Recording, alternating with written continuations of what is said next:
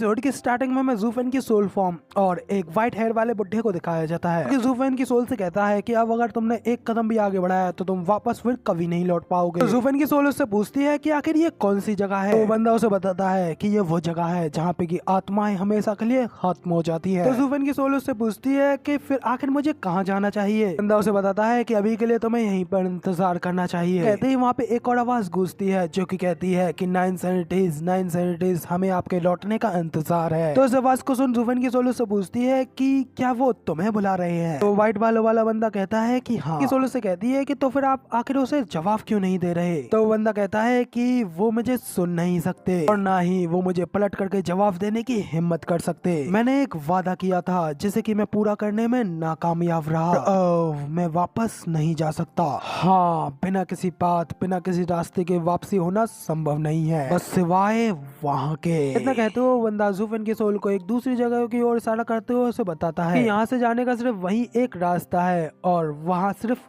एक ही जा सकता है। लेकिन अगर तुम एक बार उसके अंदर चले गए तो तुम फिर कभी भी उससे बाहर नहीं निकल पाओगे और ना ही तुम फिर कभी वापस लौट पाओगे। उसकी ये बात सुन ज़ूफेन की सोल सीधा उसी एंट्रेंस की ओर जाने लगती है। तो तब वो बंदा कहता है कि ये ओल्ड मैन अभी भी वापस जाना चाहता है लेकिन मैं कभी भी आगे नहीं बढ़ सकता। ओल्ड मैन की ये सारी बातों से ज़ूफेन के सोल के ऊपर कोई असर नहीं पड़ता, कभी भी आगे बढ़ती रहती है, जिससे वो ओल्ड मैन भी काफी ज्यादा हैरान हो जाता है। उससे कहता है कि आखिर तुम ये क्या कर रहे हो, क्या मैंने तुमसे वहाँ जाने के लिए मना नहीं किया था। ज़ूफेन की सोल उससे कहती है कि मगर लेकिन यहाँ पर सिर्फ यही एक रास्ता है, जिस पे वो ओल्ड मैन उसे आवाज लगाता है और उससे कहता है कि रुको जरा, जाने से पहले इस बूढ़े आदमी के एक सवाल का जवाब दे जाओ। मुझे बताओ कि आखिर तुम हो कौन। उस ओल्ड मैन के इस सवाल को सुनकर के तो ज़ूफेन की सोल काफी ज्यादा हैरान हो जाती है और वहीं पर अचानक रुक जाती है। तो ओल्ड मैन उससे कहता है कि मुझसे वादा करो कि मेरे इस सवाल का जवाब देने से पहले तुम आगे नहीं बढ़ सकते। सुनने के बाद तो इधर ज़ूफेन की सोल अपने आप को देखने लगती है, बार बार अपने आप से यही कहती है कि मैं हूँ कौन, हाँ आखिर मैं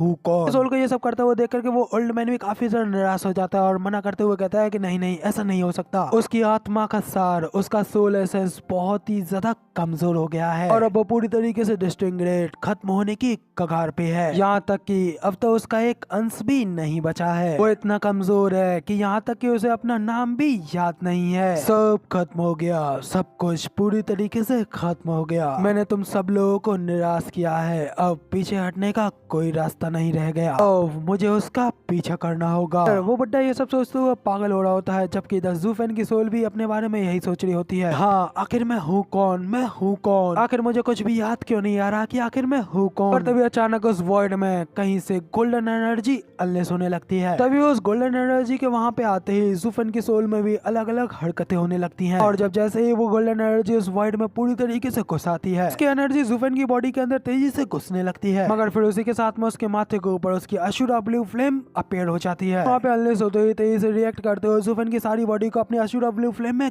कवर कर लेती है। तो ज़ूफेन की सोल वहाँ पे तेजी से चीखने लगती है और बस यही कह रही होती है कि आखिर मैं हूँ कौन, मैं हूँ कौन। धीरे धीरे ज़ूफेन की वो रेड सोल वापस ज़ूफेन की फॉर्म लेने लगती है और फिर जैसे ही ज़ूफेन की अशुरा ब्लू फ्लेम अपना काम पूरा कर देती है, ज़ूफेन की वो सोल ज़ूफेन की पूरी तरीके से फॉर्म ले लेती है। इससे ज़ूफेन को ज़ूफेन की सारी यादें वापस मिल जाती हैं। फिर वो कहता है कि हाँ, मैं हूँ ज़ूफेन, डेमोनिक एम्परर ज़ूफेन। फिर जब ज़ूफेन को उसकी सारी यादें मिल जाती हैं और ज़ूफेन की सारी बॉडी वहाँ पे अपीयर हो जाती है, इसके अंदर उस गोल्डन फ्लेम ने एक दूसरा रास्ता बना दिया होता है। इधर वो गोल्डन एनर्जी का एंट्रेंस तेजी से वहाँ पे ग्लो करने लगती है। उनके सोल वापस से फॉर्म होने के बाद में उस ओल्ड मैन को देखने लगती है, तो कि अचानक से वहाँ से धीरे धीरे गायब होने लगता है। तो तब ज़ूफेन भी उसे देखते हुए उसे पूछता है कि आखिर तुम हो कौन। उससे कहता है कि हम लोग एक बार फिर मिलेंगे यहीं ऐसी मौत की कगार पर, और या फिर हम वाकई में दाव को हासिल कर लेंगे। साथ ही यहाँ पे सीन चेंज होता है और हमें वापस डेसिमेटेड गोल्डन ड्रैगन की केव का सीन दिखाया जाता है। डेसिमेटेड गोल्डन ड्रैगन की फ्लेम्स ने ज़ूफेन की बॉडी को पूरी तरीके से कवर कर रखा होता है। इस साइड पर येलिन और इसका मास्टर डेसिमेटेड गोल्डन ड्रैगन ज़ूफेन के उस बॉडी को गोल्डन फ्लेम में कवर होते हुए देख रहा होता है। धीरे धीरे वो सारी गोल्डन फ्लेम्स ज़ूफेन की बॉडी में एब्जॉर्ब होते हुए गायब होने लगती हैं और तभी उन फ्लेम्स के अंदर से बाहर निकलते हुए हमें दिखाया जाता है दो पैरों को, किसी और के नहीं बल्कि हमारे हीरो ज़ूफेन के होते हैं। और अब क्योंकि ज़ूफेन को गोल्डन ड्रैगन की इनहेरिटेंस भी मिल चुकी है, से रिकवर होकर के गोल्डन एनर्जी को अनलेस करते हुए ज़ूफेन वहाँ पे बैठा होता है। तो गाइस फाइनली हमारा हीरो रिवाइव हो चुका है, इसलिए आप सभी लोग चैट में लिख दो हीरो इज बैक। इस सब के बाद में वापस रिकवर होने के बाद में जूफन जैसे ही अपनी आंखें खोल करके देखता है, डेसिमेटेड गोल्डन ड्रैगन की गोल्डन कलर में ग्लो करने लगती है। जूफन को उसके स्किल्स, उसकी हार्डनिंग पावर भी मिल जाती है। बाद जूफन को वहाँ पे खड़ा होता हुआ देख करके डेसिमेटेड गोल्डन ड्रैगन भी उससे कहता है, तो बच्चे फाइनली आखिरकार तुम यहाँ पर वापस आ ही गए। इसकी आवाज को सुन जब जूफन भी उसकी ओर मुड़ करके देखता है तो वो उसे देख काफी ज्यादा शॉक होते हुए कहता है कि ये तो डेसिमेटेड गोल्डन ड्रैगन एंसेस्टर है, और ये जगह तो एक नर्क की घाटी है। आखिर मैं यहाँ पर कैसे पहुँच गया? जोसन पीछे से एलियन उसे बताता है कि मैं यहाँ पर तुम्हें लेकर के आया हूँ। तुम यूनिवर्सल राइटियस एक्ट के सेजेस के साथ में फाइट लड़ रहे थे, तो तब तुम उनसे फाइट लड़ते हुए अपनी लाइफ के एंड पर पहुंच गए थे, और तुम्हारी सोल और बॉडी वो दोनों ही पूरी तरीके से ठंडे पड़ गए थे, और सिर्फ मेरे मास्टर ही यहाँ पर तुम्हारी जान को बचा सकते थे। इसलिए मैं यहाँ पर तुम्हें उनके पास ले आया। अचानक से वहाँ पे येलिन को देख जूफन भी हैरान होते हुए उससे कहता है कि येलिन क्या ये तुम हो? कहते ही जूफन वहाँ पे पलक झपकते ही गायब हो जाता है। सीधा येलिन के पास अपेयर होते हुए उसे पकड़ते हुए उससे कहता है कि येलिन मुझे बताओ कि आखिर किंग चेन और बाकी की लड़कियां कैसी हैं, आखिर वो कहाँ हैं? कहते येलिन भी हैरान होते हुए उससे पूछता है कि आखिर तुम कब से दूसरों की इतनी ज्यादा परवाह करने लगे? तो जूफन उसे कहता है कि कोई बात नहीं, मुझे बस ये बताओ कि आखिर वो कैसे हैं।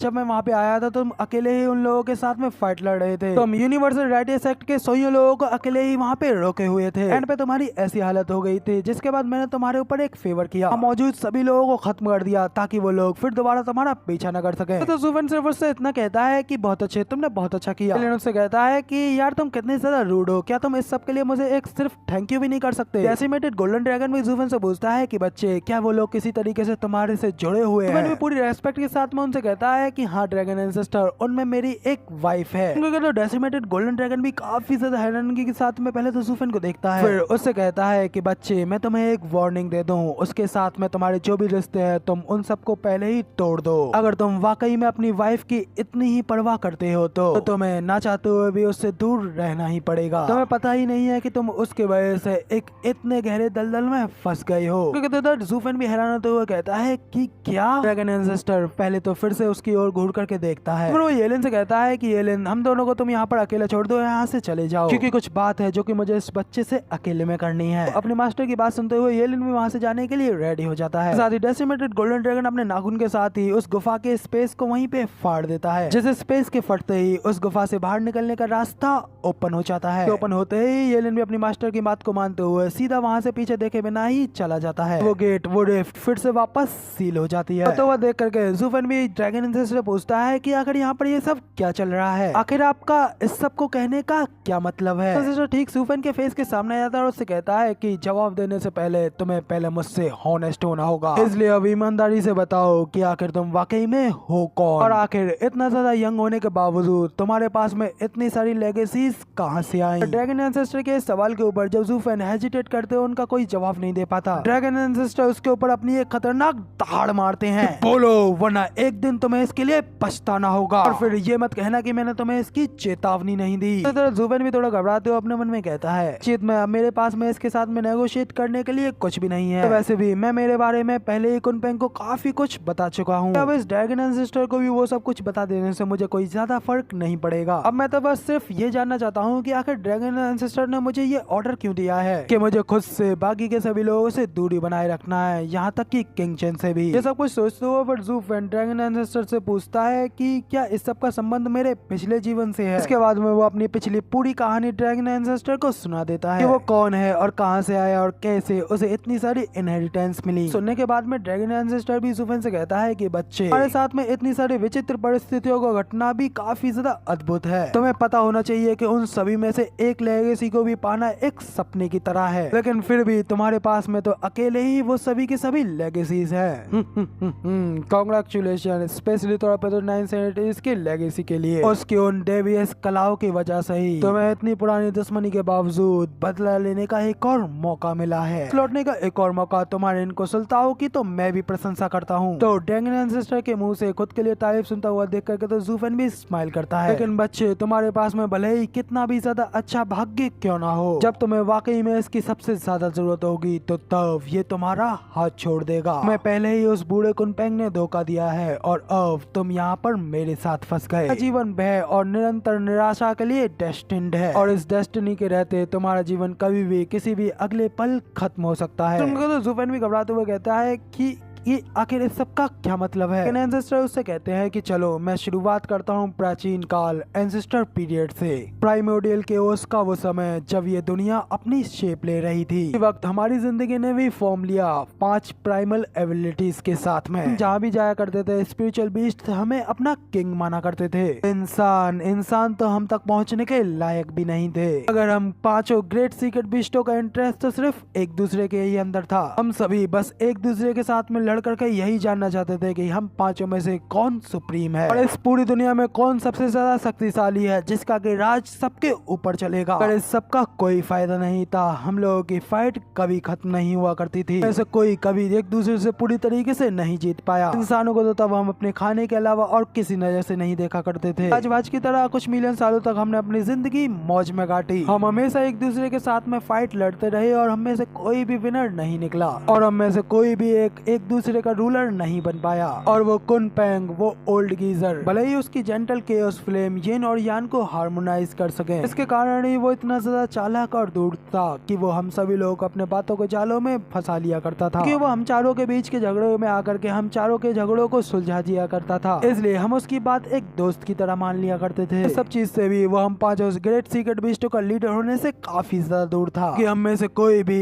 एक दूसरे से बिल्कुल भी कमजोर नहीं था। फिर मगर लेकिन फिर एक दिन हमारे कुछ भी पता चलने से पहले ही हमारे वो बेफिक्री भरे दिन खत्म हो गए। इन ह्यूमंस को हमने कभी कुछ नहीं समझा और उन्हें हमेशा नजरअंदाज किया। इनमें से कुछ 10 ऐसे शक्तिशाली मेंबर्स निकले कि इस दुनिया की कार्य प्रणाली की गहरी समझ थी, जैसे कि उन्होंने कुछ ऐसी अकल्पनीय आर्ट्स बनाई, कुछ ऐसी कलाएं थी जिनके के पास में हमारी शक्तियों का वही मुकाबला करने की पावर थी। सीधे शब्दों में कहें तो उनमें से टॉप 3 कमीनों ने तो हमें हरा भी डाला। बाद में वही 10 एंशिएंट सोविलियंस बने और उनके उन भयानक पावर्स को 10 पार्ट्स ऑफ हेवेंस कहा गया। वे इस पूरी दुनिया को तोड़ करके अपनी मुट्ठी में कर सकते थे और उनकी गाइडेंस में रह करके बाकी के ह्यूमंस ने भी ताओ को समझा और कल्टीवेशन करते हुए स्ट्रॉन्गर बनना शुरू किया। और अनगिनत ह्यूमंस तो प्रसिद्धि को हासिल कर चुके थे कि इस दुनिया के ऊपर सीक्रेट बीस्टों की सुपरमेंसी धीरे धीरे कम होने लगी। उन्हें वापस जंगलों और पहाड़ों में ढकेल दिया गया। और तभी हमें इस बात का भी एहसास हुआ कि हेवेंस किसी के भी साथ में निष्पक्ष नहीं है। हेवेंस ने हमें स्ट्रेंथ और पावर तो बहुत ही ज्यादा इनक्रेडिबल दी थी, लेकिन इंटेलिजेंस ना के बराबर। फिर चाहे स्पिरिचुअल बीस्ट हो या फिर सीक्रेट बीस्ट, हमें से कोई भी अपने हर्ट्स की उन मिस्ट्रीज को समझ नहीं पाया क्योंकि हमारे एडवांसमेंट को रोके हुए थी। जबकि ह्यूमैनिटी बहुत ही ज्यादा कमजोर थी, लेकिन उनकी इंटेलिजेंस बहुत ही ज्यादा शार्प। इसलिए जब उन्हें राइज करके टॉप पर जाने का मौका मिला, स्पेशली तौर पे वो दसों सीधा वर्ल्ड पावर के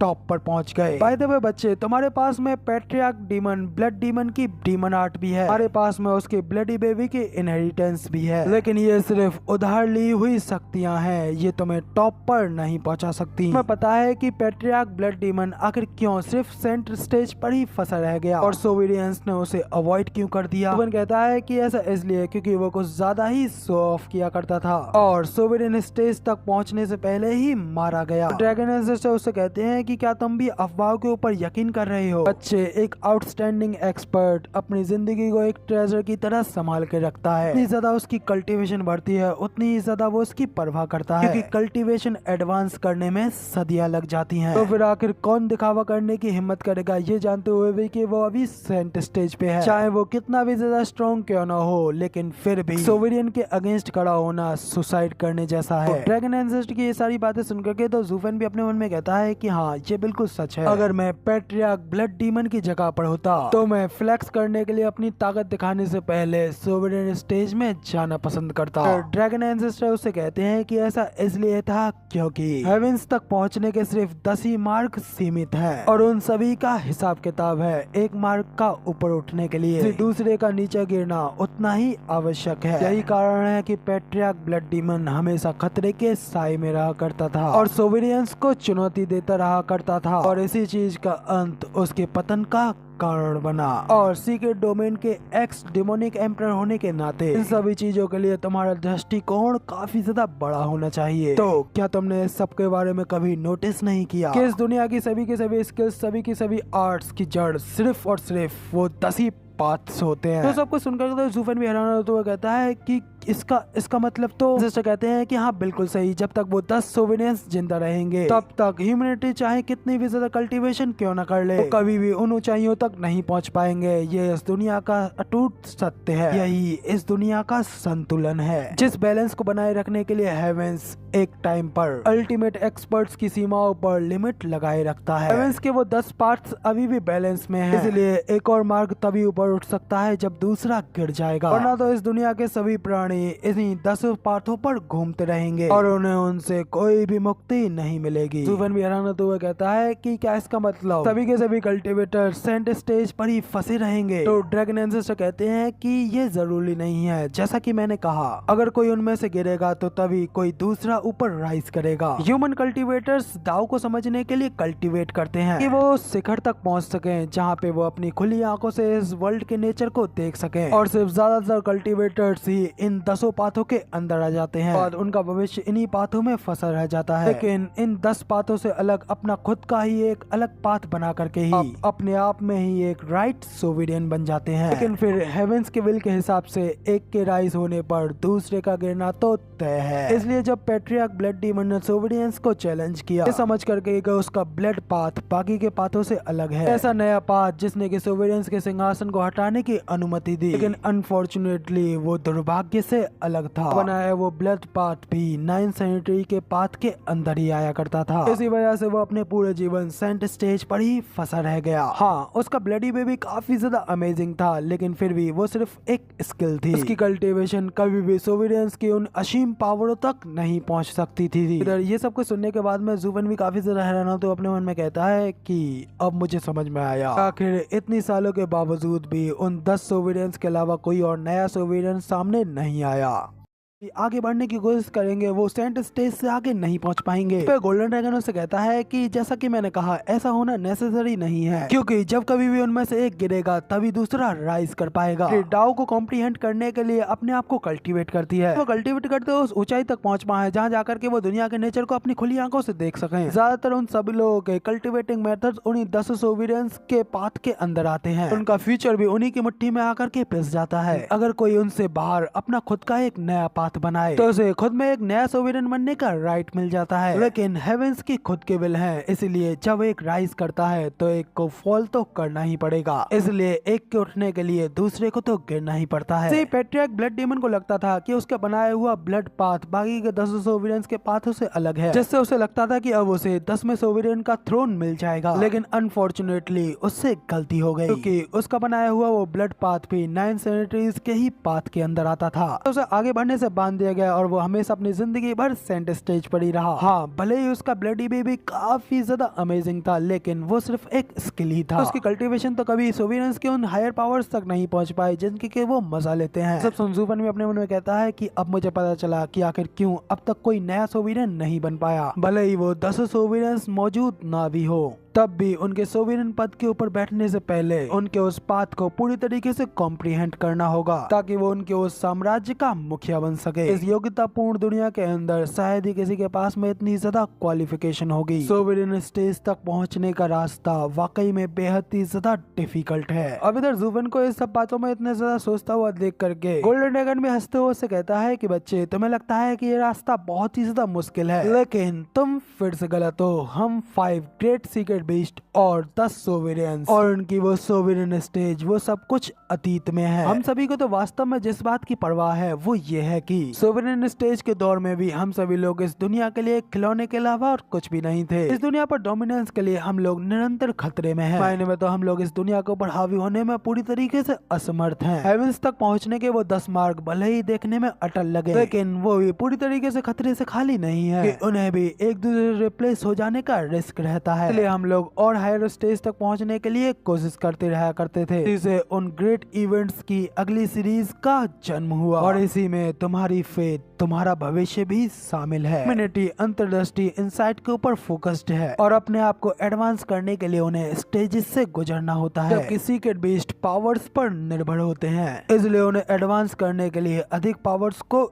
एकत्रित करना पड़ता है, और यही बात इतिहास के सबसे भयानक युद्ध की जड़ बन गई। सभी ह्यूमंस अपने आप को एडवांस करने के लिए रास्ते ढूंढने लगे, लेकिन इसमें लगभग कोई भी सफल नहीं हुआ। इन 2 सोवेरियंस और एक सीक्रेट बीस्ट के पास में अपने खुद के अलग ही आइडियाज थे। अगर वो ना होता तो सनरिंग थंडर फूनिक्स को भी हेवनली सोवेरियन के उन कपटी प्रहारों से ज्यादा सफर नहीं करना पड़ता। ज़ूफ़ेन भी हैरान होते हुए गोल्डन ड्रैगन से पूछता है कि क्या हेवनली सोवेरियन ने सनरिंग थंडर को जख्मी कर दिया। गोल्डन ड्रैगन कहता है कि हाँ बिल्कुल। मैं क्या लगता है कि आखिर ये गोल्डन आइज और पर्पल लाइटनिंग अस्तित्व में कैसे आई। इन तीनों ने हेवनली सोवेरियन के स्टेज से पार निकलने के लिए अपना अपना अलग रास्ता अपनाया। हेवनली सोवेरियन इस चीज को divine eyes of the void की मदद से हासिल करना चाहता था, जो कि हर चीज को अपने अंदर समाहित कर सकती है। पूरी दुनिया को वश में करके वो उसका सुप्रीम रूलर बनना चाहता है। जबकि 973 सोवेरियन को पता चला कि सभी चीजों का सोर्स एक ही है। इस दुनिया की दाव, इस दुनिया की शक्ति को प्राप्त करके आप इस दुनिया के ऊपर राज नहीं कर पाएंगे। अपनी अपनी अंडरस्टैंडिंग के हिसाब से हर एक ने राज किया। हेवनली सोवेरियन की ये बात सुन ज़ूफ़ेन भी अपने मन में कहता है यही बुक ऑफ एस्पर की डीमन ट्रांसफॉर्मेशन आर्ट का सोर्स होना चाहिए। शर्म की बात है कि 970 सोवेरियन को इस चीज को ट्रेन करने का चांस नहीं मिला, क्योंकि वो गायब हो गए थे। अचानक ही वो इस पूरे ब्रह्मांड से लापता हो गए। गोल्डन ड्रैगन आगे बताते हुए कहता है कि और रही बात कुनपेंग की, कहते ही वो गुस्से में धार लगाते हुए कहते हैं कि वो कमीना वास्तव में हम चारों ग्रेट सीक्रेट बीस्टों की पावर को चुराना चाहता था, ताकि वो इस चीज की मदद से प्राइमोर्डियल केओस में वापस जा करके अपने आप को एडवांस कर ग्रेट सीक्रेट बीस्टों के लेवल से भी हायर लेवल तक पहुंच जाए। जो सुनकर ज़ूफ़ेन भी हैरान होते हुए कहता है कि क्या 5 ग्रेट सीक्रेट बीस्टों की पावर को कंबाइन करना। वो अपने उनमें कहता है कि तो उन 5 बीस्टों की पावर को एक साथ कंबाइन करना ये मेरा ओरिजिनल आइडिया नहीं है, क्योंकि कुनपेंग ने तो पहले ही एंशिएंट टाइम में ही इस चीज की कल्पना कर ली थी, जिसका के परिणाम 5 सीक्रेट बीस्टों की शक्तियों से भी परे होगा। इतना ही नहीं, वो पावर एक ऐसी हद तक शक्तिशाली होगी जो कि एक अलग ही रियल्म की होगी। गोल्डन ड्रैगन आगे कहता है कि जब से 10 सोवेरियंस सामने अपीयर हुए हैं, तो हम लोग ह्यूमैनिटी को जरा भी नजरअंदाज नहीं कर सकते, लेकिन ह्यूमंस कपटी होते हैं, उन फ्रैंक स्पिरिचुअल बीस्टों की तरह नहीं। इसलिए हम लोगों ने उन 10 सोवेरियंस से कांटेक्ट करने के लिए अपने सबसे चालाक और कमीने सीक्रेट बीस्ट कुनपेंग को चुना। हमें इस बात का बिल्कुल भी अंदाजा नहीं था कि हम लोगों के बीच के झगड़े को बीच बचाव कराने वाला वो कमीना कुनपेंग ह्यूमंस के ट्विस्टेड दिमाग और चालाकी से भ्रष्ट हो चुका था। इसलिए इस चीज का टेस्ट करने के लिए कि क्या वाकई में 5 सीक्रेट बीस्टों की पावर को कंबाइन किया जा सकता है, उस वर्ल्ड क्रशिंग अरे को बनाया जिसे कि सिर्फ हम 5 सीक्रेट बीस्ट ही इस्तेमाल कर सकते थे। हमारे पास ये झूठ बोल करके आया कि ये चीज उन 10 सोवेरियंस का सामना करने के लिए है। जिस दिन उस अरे का इस्तेमाल किया गया, तो फिर चाहे वो 5 पावर्स कितनी भी ज्यादा शक्तिशाली क्यों ना हो, तब उनके एक साथ एकजुट होने का कोई संकेत नहीं मिला। डिसअपॉइंटमेंट की वजह से उसने ये फिगर आउट किया कि क्योंकि ये पावर्स अभी भी हम लोगों के अंदर हैं, इसलिए ये एक दूसरे के साथ में अच्छी तरीके से फ्यूज नहीं हो पा रही हैं। इसलिए उसने इस चीज को करने के लिए इसमें हेवनली सोवेरियन की मदद ली। इस योजना में उन लोगों का पहला शिकार सनरिंग थंडर फूनिक्स निकला। तो अब इधर गोल्डन ड्रैगन के मुंह से ये सुनने के बाद में कि पहले ही सनरिंग थंडर फूनिक्स के साथ में क्या कुछ हो चुका है, जानकर के ज़ूफ़ेन यंग संग जी के बारे में घबराते हुए कहता है कि इसका मतलब तो यंग संग जी बहुत ही ज्यादा भयानक डेंजर में है। कुनपेंग कहता है कि चिंता मत करो, अभी वो ओल्ड कोट उस बच्चे को बिल्कुल भी नहीं छुएगा, क्योंकि वो बच्चा अभी भी स्टिल ग्रो कर रहा है, क्योंकि अभी तक उसकी पावर फुल्ली तरीके से ग्रो नहीं की है। इसलिए इस दुनिया की पावर अभी भी बैलेंस्ड में है, क्योंकि एक नन्हा सा क्लेन उसके उस भूख के ऊपर जरा भी असर नहीं डालेगा। इसलिए उसकी प्लानिंग के लिए अभी काफी ज्यादा जल्दी है। इसके अलावा उसे अभी तक इस चीज को हासिल करने का सही तरीका नहीं मिला है। ज़ूफ़ेन अभी भी थोड़ा हेजिटेट करते अपने मन में कहता है कि लेकिन जी को उस कमीने ओल्ड कोड कुनपेंग के पास में इस समय रखना, उसे किसी भी पल पूरी तरीके से निकल सकता है। गोल्डन ड्रैगन ज़ूफ़ेन से आगे कहता है कि स्पेशली तौर पे तो क्योंकि उसे तुम्हें लेकर के काफी अच्छी पिक्चर है, उसने क्योंकि तुमसे हम सभी लोगों को ढूंढ कर और इस दुनिया से निकलने के लिए मदद मांगी है, इसलिए वो अभी फिलहाल वैसा करने की हिम्मत नहीं करेगा। उसका उद्देश्य यहाँ पे क्योंकि शांति स्थापित करना है, इसलिए हम सभी का अब सिर्फ एक ही कॉमन दुश्मन है। ज़ूफ़ेन कहता है कि हाँ, और वो है हेवनली सोवेरियन। ड्रैगन कहता है कि हाँ बिल्कुल, उसने हेवनली सोवेरियन के साथ में अपनी अलायंस बनाई तो उसकी वो जिंदगी की सबसे बड़ी मिस्टेक थी। हेवनली सोवेरियन के एम्बिशंस उससे कहीं गुना ज्यादा बड़े थे, इसलिए जब उसने सनरिंग थंडर फूनिक्स की बजर्ग पर्पल लाइटनिंग को चुरा लिया, तो तब वो अपनी बातों से पलट गया, क्योंकि हेवनली सोवरेन एक बेहद ही ज्यादा अहंकारी व्यक्ति है। वो हर किसी को अपने नीचे झुकाना चाहता है, यहाँ तक कि हम सीक्रेट बीस्टों को भी, लेकिन वो भी हमारी उन खतरनाक पावर्स से उतना ही डरता है। स्पेशली तौर पे तो थंडरिंग थंडर की वो बजर्ग पर्पल लाइटनिंग। वो जानता है कि उसकी रॉ पावर के अंदर इतनी ज्यादा डिस्ट्रक्टिव फोर्स है जो कि हम पांचों में सबसे ज्यादा भयानक है। इसलिए अगर वो उसकी पर्पल लाइटनिंग को खुद के लिए ले लेता है तो कोई भी उसकी divine eyes of the void की पावर से नहीं बच पाएगा। इसलिए उसने कुनपेंग के साथ में मिलकर के काम किया, लेकिन सिर्फ अपनी लिमिट्स को टेस्ट करने के लिए। और जब उसका वो काम पूरा हो गया तो तब उसने अपने असली प्लान के ऊपर काम करना शुरू कर दिया, जिसके के अंदर हर एक जिंदा चीज शामिल थी। वन भी हैरान होते उससे पूछता है कि और आखिर वो क्या चीज थी। ड्रैगन उससे कहता है कि divine eyes of the void का इनहेरिटर होने के बावजूद भी क्या तुम्हें उसकी असली पावर्स के बारे में नहीं पता है। सुनकर तो ज़ूफेन भी उसे हैरानी से घूरते हुए कहता है कि क्या इसका मतलब एक नई दुनिया हो सकती है। ड्रैगन भी कहता है कि हाँ, एक नई दुनिया बनाना, पूरी तरीके से एक नई दुनिया बनाना, ऐसी दुनिया बनाना जो कि उसके सुप्रीम रूल के अंदर ही आगे बढ़ेगी। ये चीज निसंदेह इस दुनिया के लिए एक बहुत बड़ी आपदा है। उसकी आइज ऑफ द वॉइड में ही ये सब कुछ चीज समाहित है। हम सब उसकी आंखों के सामने महज सिर्फ एक भेड़ बकरी के अलावा और कुछ भी नहीं रहेंगे। और इससे भी ज्यादा वर्स्ट, इससे भी ज्यादा बुरा तो ये है कि वो अपने आप को एडवांस करने के लिए, अपनी सोवरेन स्टेज से बियॉन्ड निकलने के लिए और एक ट्रू डोमिनेंस पाने के लिए वो इस पूरी दुनिया की पूरी पावर का इस्तेमाल करेगा। चीजों में सीक्रेट बीस्टों का उसके खिलाफ जाना तो ऑब्वियस था ही, लेकिन इसके लिए बाकी के सभी सोवरेन्स भी उसका विरोध करेंगे। इसी वजह से 10 सोवरेन्स के बीच में एक ग्रेट वॉर छिड़ी। इस वॉर ने तब सभी को तबाह कर दिया, इससे वहाँ के निवासियों को भी एक भारी नुकसान हुआ। और उसमें हेवनली सोवरेन भी भले ही कितना भी ज्यादा शक्तिशाली क्यों ना हो, के पास में भी इस जंग की जीत की पूरी तरीके से गारंटी नहीं थी। इसलिए उसने भी अपनी उन अल्टीमेट शक्तियों को व्यर्थ ना जाने देने के लिए एक पावर इम्प्रिंटिंग स्टोन का इस्तेमाल किया और उसे रिल्म के पीछे छुपा दिया। बारे में पता लगते ही हम लोगों ने उसे चुराने और उसकी शक्तियों की कमजोरी का पता लगाने के लिए कोशिश की, लेकिन जल्दी उसे हमारे इस प्लान के बारे में पता चल गया और फिर गुस्सा होकर के उसने हम चारों सीक्रेट बीस्टों का पीछा किया और अपनी आइज ऑफ द वॉइड की पावर का इस्तेमाल करते हुए उसने हमें कैद करने के लिए एक मोर्टल डोमेन को बनाया। सीधा कहें तो ये मोर्टल डोमेन उसके एसेंस से बनी हुई उसकी प्रिजन है और हम लोग उसके कैदी। वह हर दिन हमारे ऊपर बजर पर्पल लाइटनिंग से हमला करता रहा ताकि वो हमसे अपनी उस आर्ट को वापस ले सके, लेकिन उसे इस बात का कोई आइडिया नहीं था कि किलिन ने उसे पहले ही ले लिया है। इतना कहते हुए डेसिमेटेड गोल्डन ड्रैगन की आंखों से भी आंसू आने लगते हैं कि कैदी हम लोग हैं। हम लोगों के ऊपर हर दिन बजर पर्पल लाइटनिंग का हमला किया गया इस इंतजार में ताकि हम लोग उसकी आर्ट को वापस कर दें। इधर ज़ूफेन भी गोल्डन ड्रैगन की ये सारी बातें सुनने के बाद में अपने मन में कहता है कि हर एक सीक्रेट डोमेन के निवासी का यही मानना था कि सबसे लोएस्ट पायदान यही मोर्टल डोमेन है जो कि नेचुरल तरीके से बनी है। लेकिन आखिर किसने सोचा होगा कि ये डोमेन हेवनली सोवेरियन जो कि 10 एंशिएंट सोवेरियंस का सबसे पावरफुल सोवेरियन है, उसने अपनी सिंगल आंख का इस्तेमाल करते हुए सीक्रेट बीस्टों को कैद करने के प्रिजन बनाया होगा। तो किस तरीके की भयानक शक्ति है, क्या ये किसी दुनिया का रूलर होने जैसा नहीं है? क्या यही होती है किसी सोवेरियंस की असली पावर? इधर गोल्डन ड्रैगन भी ज़ूफेन को इस तरीके से हैरानी से सोचता हुआ देख करके उससे कहता है कि हेवनली सोवेरियन का लेवल इस दुनिया का सबसे पीक लेवल है। इसके बाद वो अपनी आगे की स्टोरी कंटिन्यू करते हुए बताता है कि उसके बाद हम मोर्टल डोमेन में भटकते रहे, हर दिन हेवनली सोवेरियन के पर्पल लाइटनिंग के दर्द को सहते रहे, बात से बिल्कुल बेखबर कि आखिर उन 10 सोवेरियंस का युद्ध कैसा चल रहा है। तो ज़ूफेन बताता है कि फिर 10 सोवेरियन रातों रात गायब हो गए। अफवाहों के अनुसार वो लोग लड़ते लड़ते आपस में मारे गए। तो गोल्डन ड्रैगन जोर जोर से हंसते हुए कहता है कि क्या कहा कि वो मारे गए? मुझे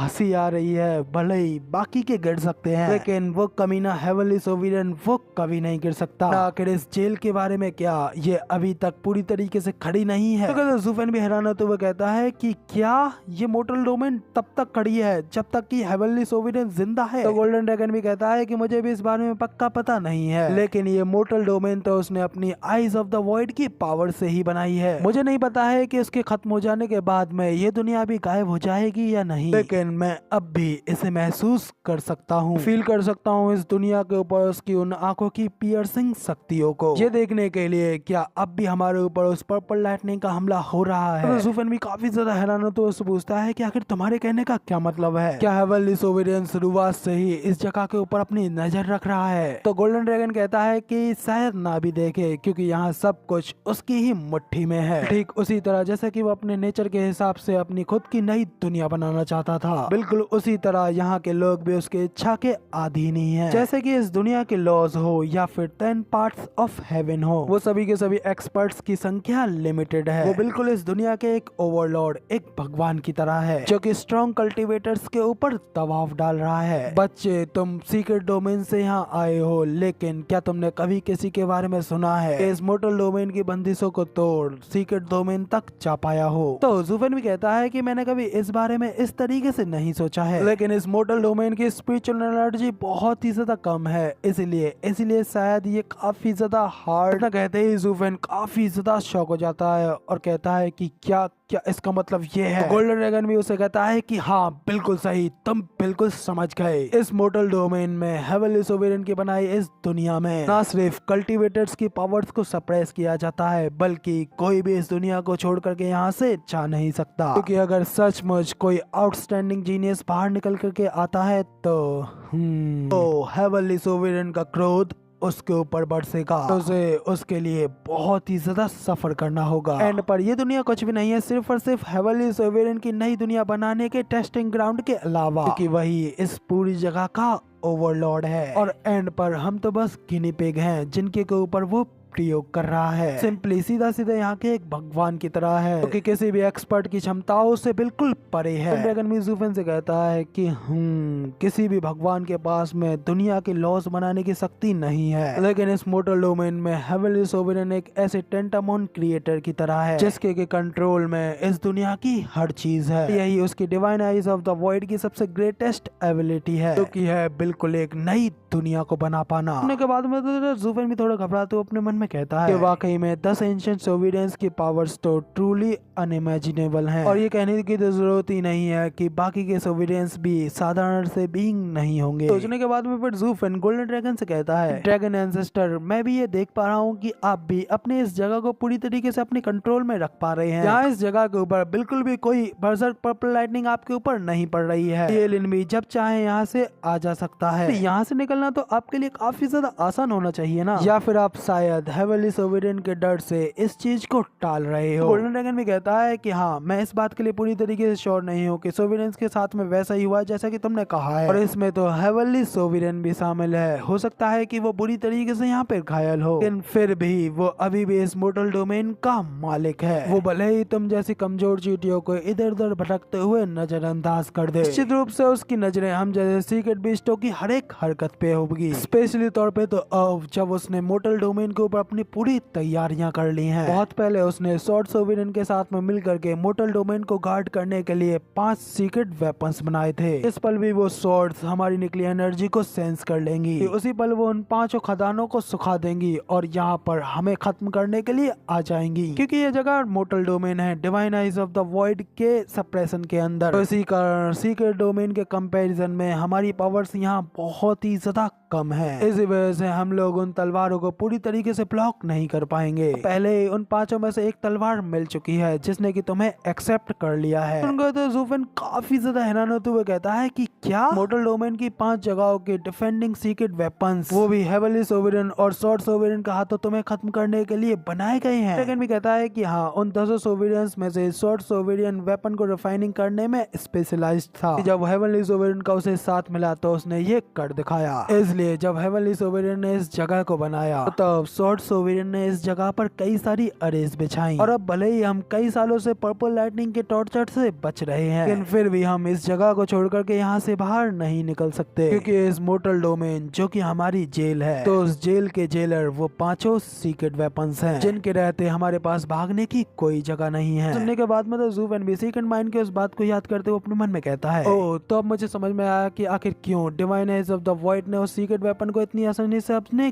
काबू में कर लिया। ऐसा इसलिए था क्योंकि वो अपने मास्टर्स की मिली हुई चीजों का विरोध नहीं कर सकती। तो तभी ये सब कुछ सोचते हुए अचानक से ज़ुफेन काफी ज्यादा शॉक हो जाता है और फिर डेसिमेटेड गोल्डन ड्रैगन से पूछता है कि आखिर उस वोल्टिंग कुनपेंग के बारे में क्या। वो तो इतने समय किसी भी प्रिजन में नहीं है और इस मोटल डोमेन में वो जहाँ चाहे वहाँ फ्रीली जा सकता है। तो फिर मुझे बताओ कि आखिर वो हेवनली सोवरेन से क्यों नहीं डरता है। तो इसका मतलब कहीं वो अभी भी हेवनली सोवरेन की साइड पर ही तो नहीं है। तो गोल्डन ड्रैगन उसे बताता है कि ऐसा तो बिल्कुल भी नहीं है। टू बी ऑनेस्ट अब हेवनली सोवरेन की उसकी और ज्यादा बिल्कुल भी जरूरत नहीं है। हेवनली सोवरेन तो उसे पकड़ करके उसे फोर्सफुली उससे उसकी दबाव डाल करके टेक्निक को निकलवाना चाहता है, लेकिन वो हर बार इस चीज में फेल हो जाता है। ज़ुफेन हैरान होते हुए कहता है कि क्या वो फेल रहा। ऑल बीस्ट माउंटेन रेंज के ऊपर उसने अपनी मुझे किंग ऑफ बीस्ट की पावर्स को शो कराया था। गोल्डन ड्रैगन भी कहता है कि हेवनली सोवरेन की बस यही एकमात्र चूक है, चाहे वो कितना भी ज्यादा शक्तिशाली क्यों ना हो, कि रियल वर्ल्ड का असली मालिक जिसका कि हर चीज के ऊपर अपना कंट्रोल हो। तुम्हें भी मालूम होगा कि उस गीजर कुनपेंग की केओस फ्लेम्स वो यिन और यान को हार्मोनाइज कर सकती हैं। हर एक प्राणी के सोर्स पर मौजूद प्राइमल केओस की पावर्स को मिश्रित करने में एबल हैं। वो ऑल बीस्ट माउंटेन रेंज में जाकर के छुप चुका है ताकि बाकी के सभी बीस्ट भी उसकी एनर्जी को छुपा सकें। जहाँ तक कि हेवनली सोवरेन भी उसे वहाँ ढूंढ नहीं सकता जब तक कि वो खुद बाहर ना आ जाए, क्योंकि उन बीस्टों के द्वारा छुपाए जाने की वजह से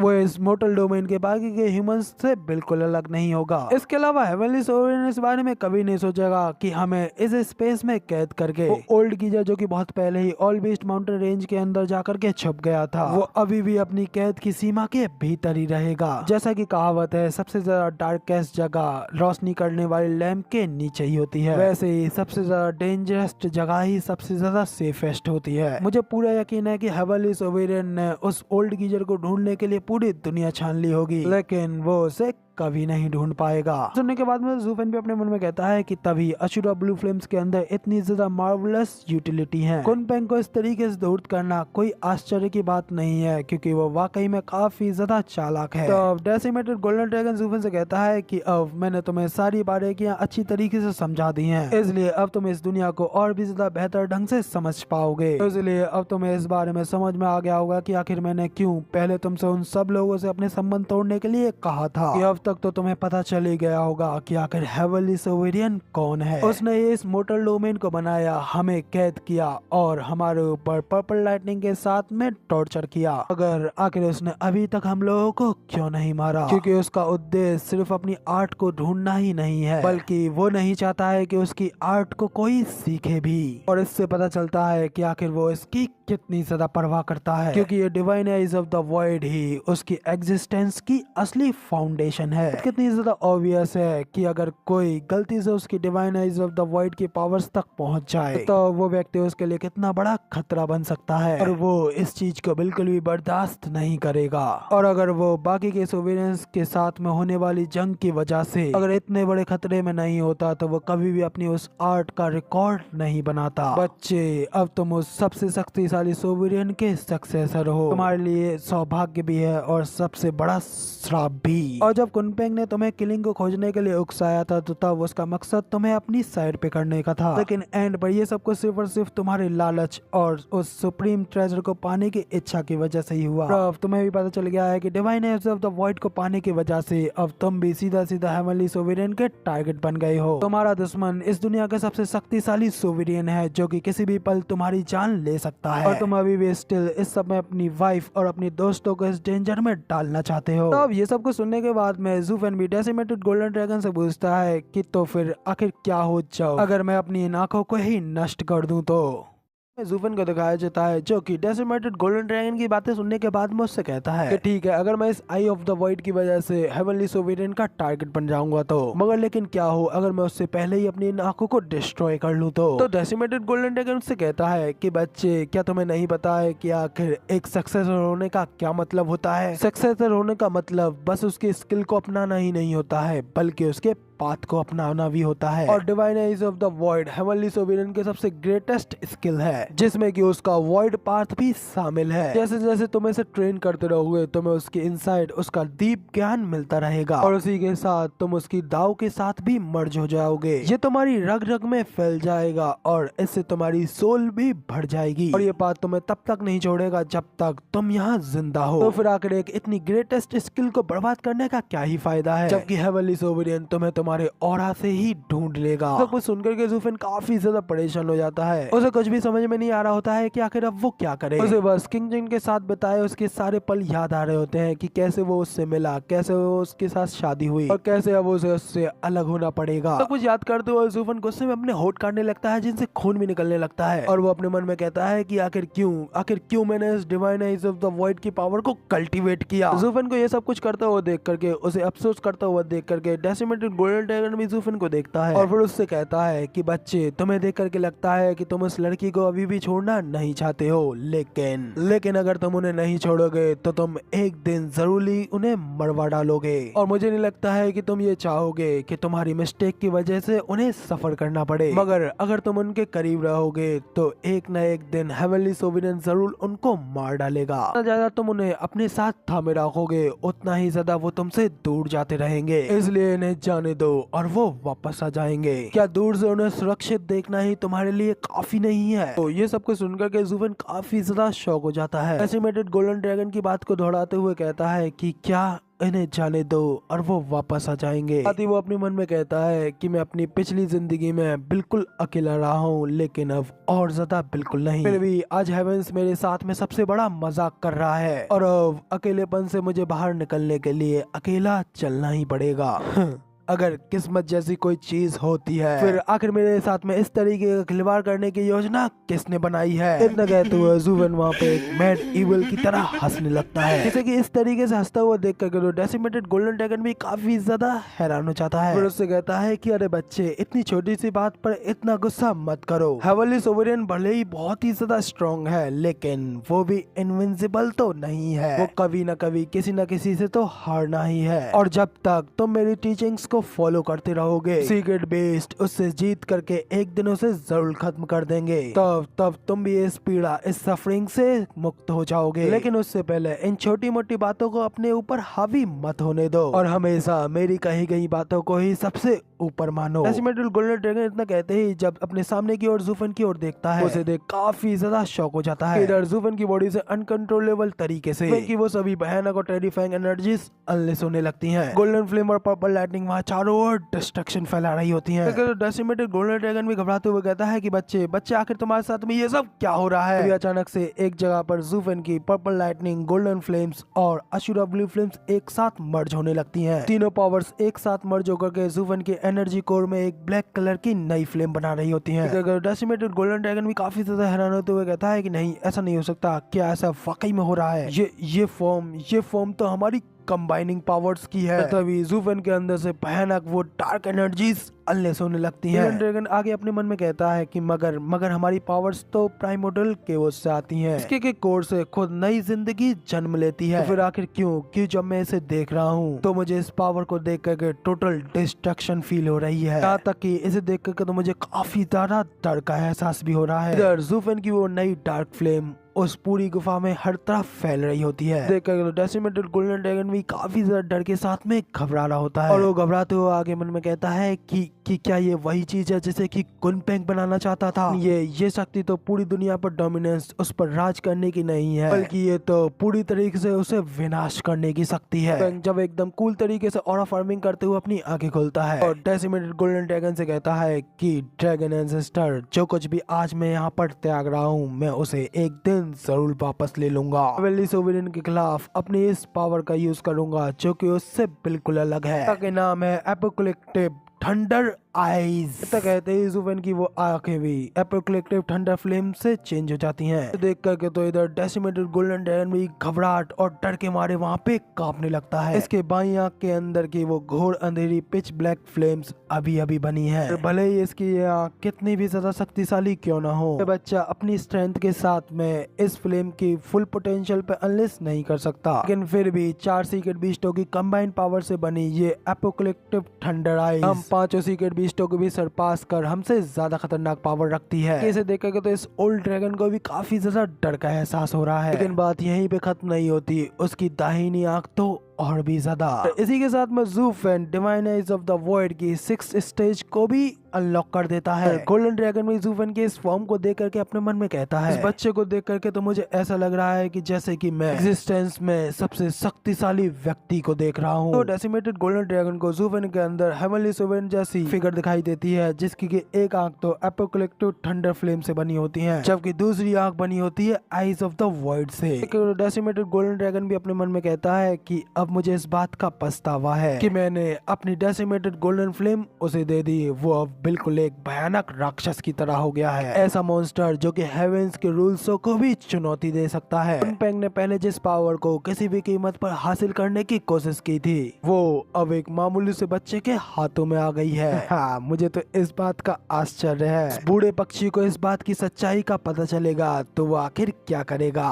तभी हमें दिखाया जाता है कि इतनी ज्यादा पावर्स को अनलिस्ट करने की वजह से ज़ूफेन की आंखों में दर्द होता है कि जब वो अपनी लेफ्ट आंख से हाथ हटाता है तो उसकी उस आंख से खून निकल रहा होता है। तो डेसिमेटेड गोल्डन ड्रैगन ज़ूफेन से पूछता है कि बच्चे आखिर तुम्हारे साथ में क्या हुआ। ज़ूफेन उसे कहता है कि कुछ भी नहीं। ज़ूफेन अपने मन में कहता है कि मैंने फोर्सफुली 4 सीक्रेट बीस्टों की पावर को सम्मन किया और अपनी डीमन ट्रांसफॉर्मेशन आर्ट के साथ में उन्हें फ्यूज कर दिया। फ्यूजन के बाद ही मुझे इस बात का एहसास हुआ कि मेरी बॉडी इतनी ज्यादा शक्ति को सहन नहीं कर सकती। इसके अलावा मैं इस थंडर फ्लेम को अपने अंदर स्टोर नहीं कर सकता। निश्चित रूप से ये मेरी बॉडी को बैकफायर करेगी, इसलिए मैंने इस थंडर फ्लेम को रिलीज करने की कोशिश की, लेकिन इससे पहले मैं कुछ कर पाता अचानक मुझे एहसास हुआ कि ये थंडर फ्लेम मेरी इननेट पावर की कन्वर्जन से बनी है, जो कि एक नई एनर्जी को बना रही है। फिर मेरे अंदर की 4 सीक्रेट बीस्टों की एनर्जी इसे फेड करने लगी, लेकिन अब सीड ऑफ फायर की तरह ये मुझसे जुड़ गया है कि अब पूरी तरीके से बुझा पाना बिल्कुल इम्पॉसिबल है। लेकिन इस क्रिटिकल मोमेंट पर सौभाग्य से मेरी राइट आई ने successfully divine eyes of the void की 6th स्टेज वॉइड डोमेन में ब्रेक थ्रू कर लिया और इस वॉइड में एक ऐसा स्पेस क्रिएट हुआ जो कि बिल्कुल हेवनली सोवेरेन के न्यू वर्ल्ड की तरह है और बिल्कुल पर्पल लाइटनिंग गोल्ड की तरह मैंने इस थंडर फ्लेम को अपने वॉइड रेल में स्टोर कर लिया और इस तरीके से मेरी इस एपोकलिप्टिक थंडर फ्लेम आइस का निर्माण हुआ। लेकिन अनफॉर्चुनेटली फिर भी एक एक्सीडेंट हो गया। एपोकलिप्टिक थंडर फ्लेम आई अनकंट्रोलेबल तरीके से फट पड़ी, यहाँ तक इसने मेरी लेफ्ट आंख को भी जख्मी कर दिया। ये थंडर फ्लेम सचमुच में इतनी ज्यादा स्ट्रॉन्ग है कि वॉइड स्पेस भी इसे होल्ड नहीं कर पा रहा, या फिर ये बस थोड़ी अनस्टेबल है। क्या इसे कंप्लीट करने में अभी 5 में सीक्रेट बीस्ट की पावर की कमी है? वाकई में ये थंडर फ्लेम आई अभी भी इनकम्प्लीट है। जब सोचते हुए ज़ूफेन पहले तो इधर अपनी आंख को पहुंचता है। ज़ूफेन के अपनी आंख से उस खून को साफ करते ही इधर डेसिमेटेड गोल्डन ड्रैगन भी उसे देख अपने मन में कहता है कि वो तो भगवान का शुक्र है कि अभी तक ये थंडर फ्लेम आई पूरी तरीके से नहीं बनी है, तब ये बच्चा तो उस हेवनली सोवेरेन से भी कहीं गुना ज्यादा टेरिफाइंग होता, वरना तो हम एक डिजास्टर से निपटने के चक्कर में एक और उससे बड़े डिजास्टर को न्योता दे देते, जो कि खुद हमारी ही गलती से पैदा होता। ज़ूफेन गोल्डन ड्रैगन से पूछता है कि ड्रैगन एंसेस्टर, आपने कहा कि आपके पास में एक रास्ता है, तो बताइए आखिर वो क्या रास्ता है? जब आप इतनी आसानी से उसके हाथों पकड़े गए तो फिर आखिर आप क्या ही कर सकते हैं? तो इस पर ड्रैगन एंसेस्टर उससे कहता है कि बच्चे, हमें इतना भी ज्यादा कम मत आंको। मैंने शायद बातों को सरल बना दिया हो, लेकिन हमें भी बुरी तरीके से जख्मी करने के लिए हेवनली सोवेरियन को एक काफी बड़ी कीमत चुकानी पड़ी है। शायद इसी वजह से वो बाकी के सोवेरियंस का सामना करने के बाद में इतने समय से छुपा हुआ है। मेरे ख्याल से उसे बिल्कुल कगार पर होना चाहिए। मतलब सदियां बीत गई, वो ना तो सीक्रेट डोमेन पर दिखाई पड़ा है, ना ही हमारे सामने। क्या वो अपनी आर्ट को वापस नहीं लेना चाहता है? तो इसका एकमात्र कारण तो यही हो सकता है कि वो बुरी तरीके से सीवियरली इंजर्ड है और इतने समय बिल्कुल पावरलेस है। काफी बड़ी कीमत चुकानी पड़ी, वो भी काफी ज्यादा जख्मी हो गया। इसी वजह से बाकी के सभी सोवेरियंस के साथ हुई फाइट के बाद में वो कहीं जाकर के छुप गया और मेरे हिसाब से उसे बिल्कुल कगार पर होना चाहिए। मेरा मतलब इतने सालों के बाद भी वो अभी तक सीक्रेट डोमेन में नहीं दिखा है और ना ही वो यहाँ पर हमसे मिलने आया। क्या उसे अपनी आर्ट वापस नहीं चाहिए? तो इसका मतलब तो यही हो सकता है कि वो अभी काफी ज्यादा इंजर्ड और पावरलेस है। जो सुनने के बाद में इधर ज़ूफेन भी डेसिमेटेड गोल्डन ड्रैगन की बातों के ऊपर थोड़ा ध्यान देता है। अपने मन में कहता है कि हाँ, ड्रैगन एंसेस्टर की बातों में दम तो है, और क्योंकि वो अभी तक मरा नहीं है और ना ही पूरी तरीके से रिकवर हुआ है, तो इसका मतलब वो अभी भी अपनी उसी हालत में फंसा हुआ है। ज़ूफेन को ये सब सोचता हुआ देखकर डेसिमेटेड गोल्डन ड्रैगन भी अपने मन में कहता है, लगता है कि अब ये बच्चा अब सब कुछ समझ गया है। तो ज़ूफेन से कहते हैं कि इसलिए अब हमें इस चांस का फायदा उठाना चाहिए। सोवेरियन के वापस लौटने से पहले हमें इस मोर्टल डोमेन के द्वार को ओपन करके यहाँ से निकल जाना चाहिए और फिर जब वो कमजोर हो उसे तभी वहीं पे खत्म कर देना चाहिए। आगे सबसे स्ट्रॉन्गेस्ट इंसान को मारने का इससे अच्छा मौका फिर कभी नहीं मिलेगा। जिस पर ज़ुफेन भी उनसे कहता है कि ये मोर्टल डोमेन कोई सिंपल सी आइसोलेटेड स्पेस नहीं है, क्योंकि सिर्फ आप लोगों को यहाँ कैद करने के लिए बना है, बल्कि ये खुद में ही एक दुनिया है, भले ही छोटी क्यों ना हो। मेरे लिए सोविनेंस की ताकत के बिना इसे तोड़ पाना आसान नहीं होगा। डेसिमेटेड गोल्डन ड्रैगन भी हंसते हुए से कहता है कि बच्चे चिंता मत करो, इस ओल्ड मैन के पास में इस चीज का भी एक प्लान है। एक्सट्रीम पावर से हमला करने के लिए हम रिकॉइलिंग अरे का इस्तेमाल करेंगे और हम लोगों के ऊपर लगे सील को तोड़ डालेंगे, जिसके बाद तब हम सीक्रेट बेस्ड अपनी इस छिपी हुई जगह से बाहर निकलेंगे और फिर यहाँ से जाने से हमें कोई नहीं रोक पाएगा। ये सुन ज़ुफेन भी कहता है कि रिकॉइलिंग अरे का इस्तेमाल तो मैंने टाउन में एक बदमाश डेमोनिक लड़के की फॉग अरे को डिस्ट्रॉय करने के लिए किया था, तो ये चीज मेरे लिए इतनी भी ज्यादा मुश्किल नहीं होगी। लेकिन इस मोर्टल डोमेन जैसी किसी बड़ी चीज के ऊपर हमला करने के लिए मुझे एक बहुत ही ज्यादा बड़ी और इमेंस पावर वाली चीज की जरूरत होगी। सच भी कहते हैं कि हाँ, तुम्हें इस पूरे मोर्टल डोमेन की पावर की जरूरत पड़ेगी। इस मोर्टल डोमेन के 5 लैंडों के ऊपर हमें रिकॉइलिंग अरे को सेटअप करना होगा, तो वो पावर इसे तोड़ने के लिए काफी होगी, उस हेवनली सोवेरेन के इस दुनिया को चलने के लिए काफी है। तो ज़ुफेन भी काफी ज्यादा शौक होते हुए कहता है कि क्या इस मोर्टल डोमेन के सभी लैंडों को बेस बना करके इस रिकॉइल अरे का कंप्लीट सेटअप करना होगा। लेकिन इस चीज से तो इसका आकार कितना ज्यादा बड़ा हो जाएगा। ज्यादा से ज्यादा रिसोर्सेज को पाने के चक्कर में इस 5 लैंड अभी भी एक दूसरे के साथ में लड़ रहे हैं। आपके इस अजीबोगरीब प्लान 5 लैंडों के ऊपर क्रेजी सी अरे फैलाने के ऊपर कौन ही काम करेगा। इस पर ड्रैगन एंसेस्टर भी ज़ुफेन से कहते हैं कि हाँ, तुम्हारी बात में दम तो है, तुमने बिल्कुल सही कहा, यही तो समस्या की बड़ी जड़ है। इस पूरी मोर्टल डोमेन का मालिक बनने से पहले उन अरेज को सेटअप करना इम्पॉसिबल है। सभी फैक्शन हर कदम पर तुम्हारा विरोध कर तुम्हारे साथ में फाइट लड़ेंगे। सिर्फ केवल अकेले येलन के ऊपर ही निर्भर रहना इम्पॉसिबल है। लकीली वो तुम हो। अब जबकि तुम हमारे साथ में यहाँ फंस गए हो और तुम्हारा और हमारा, हम दोनों का दुश्मन एक ही है, इसलिए अब हमें अपने एफर्ट्स को भी एकजुट कर उसके साथ एक साथ लड़ना चाहिए। अगर हम सीक्रेट बेस्ड बाहर आने से इस तरीके से बंधे ना पड़े होते, तो इस पूरी ह्यूमैनिटी को अपना गुलाम बना करके और उस अरे को सेटअप कर इस दुनिया से बाहर निकल जाना तुम्हारे पास मिल करके तुमसे मदद मांगने के से आसान होता। हालांकि अभी फिलहाल मैं डायरेक्टली तुम्हारी कोई सहायता नहीं कर सकता। तो ड्रैगन एंसेस्टर अपने मुंह में अपनी गोल्डन फायर को अनलेस करने लगते हैं, जिसके बाद वो उस पावर को कंडेंस कर अपने मुंह से 3 गोल्डन कलर की ब्रेथ पिल्स बाहर निकालते हैं, जिनसे बाहर निकली पावर्स को देख करके तो ज़ुफेन भी काफी ज्यादा शॉक हो जाता है। ड्रैगन एंसेस्टर उससे कहते हैं कि बच्चे, तुम हम सीक्रेट बीस्टों की सेवा कर रहे हो, इसलिए प्लीज मेरी तरफ से इस छोटे से गिफ्ट को एक्सेप्ट करो। मेरे इन 3 ड्रैगन ब्रेथ पिल्स को तुम अपने पास रख लो, कि शायद किसी भी क्रिटिकल मोमेंट पर तुम्हारी जान बचा लेंगी। इन तीनों ब्रेथ पिल्स के अंदर उतनी ही पावर है और मैं किसी के ऊपर हमला करने के लिए अपने ड्रैगन ब्रेथ का इस्तेमाल करते हुए करता हूँ। इन ब्रेथ पिल से किए गए हमले को यहाँ तक कि सोविरियन और बाकी के सीक्रेट बीस्ट भी हेड ऑन नहीं ले सकते। और रही बात इस सीक्रेट डोमेन के सीक्रेट क्लैंस की, तो उनका पूरा सफाया करने के लिए तो मेरी ये एक ब्रेथ पिल ही काफी है। अब इधर अपनी एनर्जी का इस्तेमाल करके इन 3 ड्रैगन ब्रेथ पिल को बनाने की वजह से अब ये ओल्ड मैन कुछ हद तक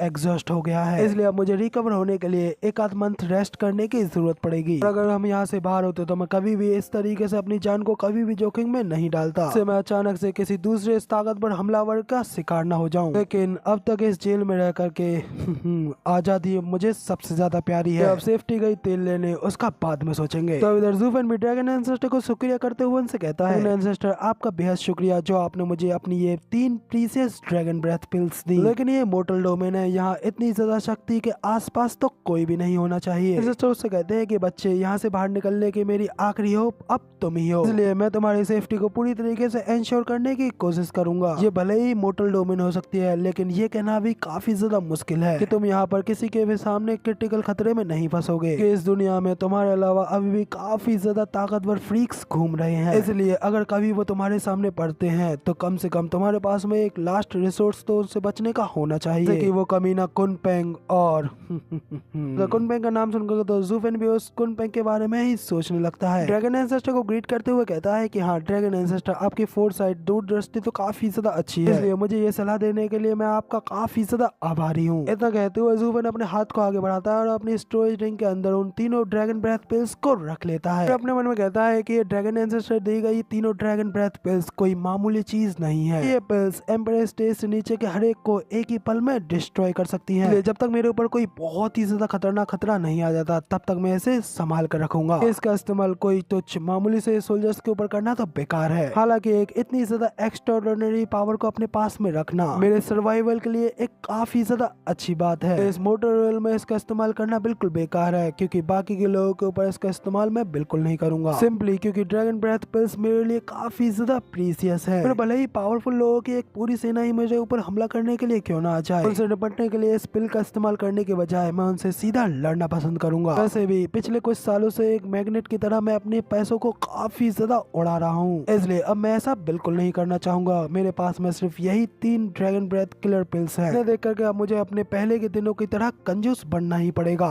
क्योंकि ये इतनी ज्यादा अनमोल और प्रीसियस हैं कि मैंने वेस्ट करना बिल्कुल भी सह नहीं सकता। ज़ुफेन को खड़े खड़े ये सब सोचता हुआ देख करके ड्रैगन एंसेस्टर भी उससे कहता है मैं जानता हूँ कि ये तुम्हारे लिए काफी ज्यादा मुश्किल होगा, लेकिन अब मैं इससे ज्यादा तुम्हारी कोई और सहायता नहीं कर सकता। तो ड्रैगन एंसेस्टर की ये बात सुन ज़ुफेन भी अपना मुंह बनाते हुए कहता है कि हाँ, ये मेरे लिए काफी ज्यादा मुश्किल है। के साथ ही फिर ज़ुफेन अपने मन में आगे कहता है क्योंकि ये इतना ज्यादा कठिन है, इसलिए इसकी सफलता भी उतनी ही ज्यादा वर्थित है, क्योंकि अब जीत ही मेरे लिए सब कुछ है, इसलिए अब मुझे पूरी कोशिश करनी ही होगी। लेकिन इतना कुछ सोचते हुए अचानक से उसे कुछ याद आता है और वो कहता है कि एक मिनट रुको। वो ड्रैगन एंसेस्टर कहता है कि ड्रैगन एंसेस्टर, आप चाहते हैं कि मैं उस रिकॉइल अरे को सेटअप करूं, मगर लेकिन आपने ये तो बताया नहीं कि आखिर उनकी पावर्स कहां से आएंगी। मोर्टल डोमेन की स्पिरिचुअल एनर्जी तो पहले से ही काफी ज्यादा पतली और कमजोर है, और साथ ही उसे काफी ज्यादा सप्रेस भी कर रखा है, इसलिए अगर हम उन अरेज को सेटअप भी कर देंगे तो भी ये इतना ज्यादा इफेक्टिव नहीं रहेगा। तब तक तो बिल्कुल भी नहीं, जब तक हम उन 5 सीक्रेट माइंस का इस्तेमाल न कर दें। इसलिए ड्रैगन एंसेस्टर, यार मैं आपसे ये कहना चाहता हूँ कि आप मुझे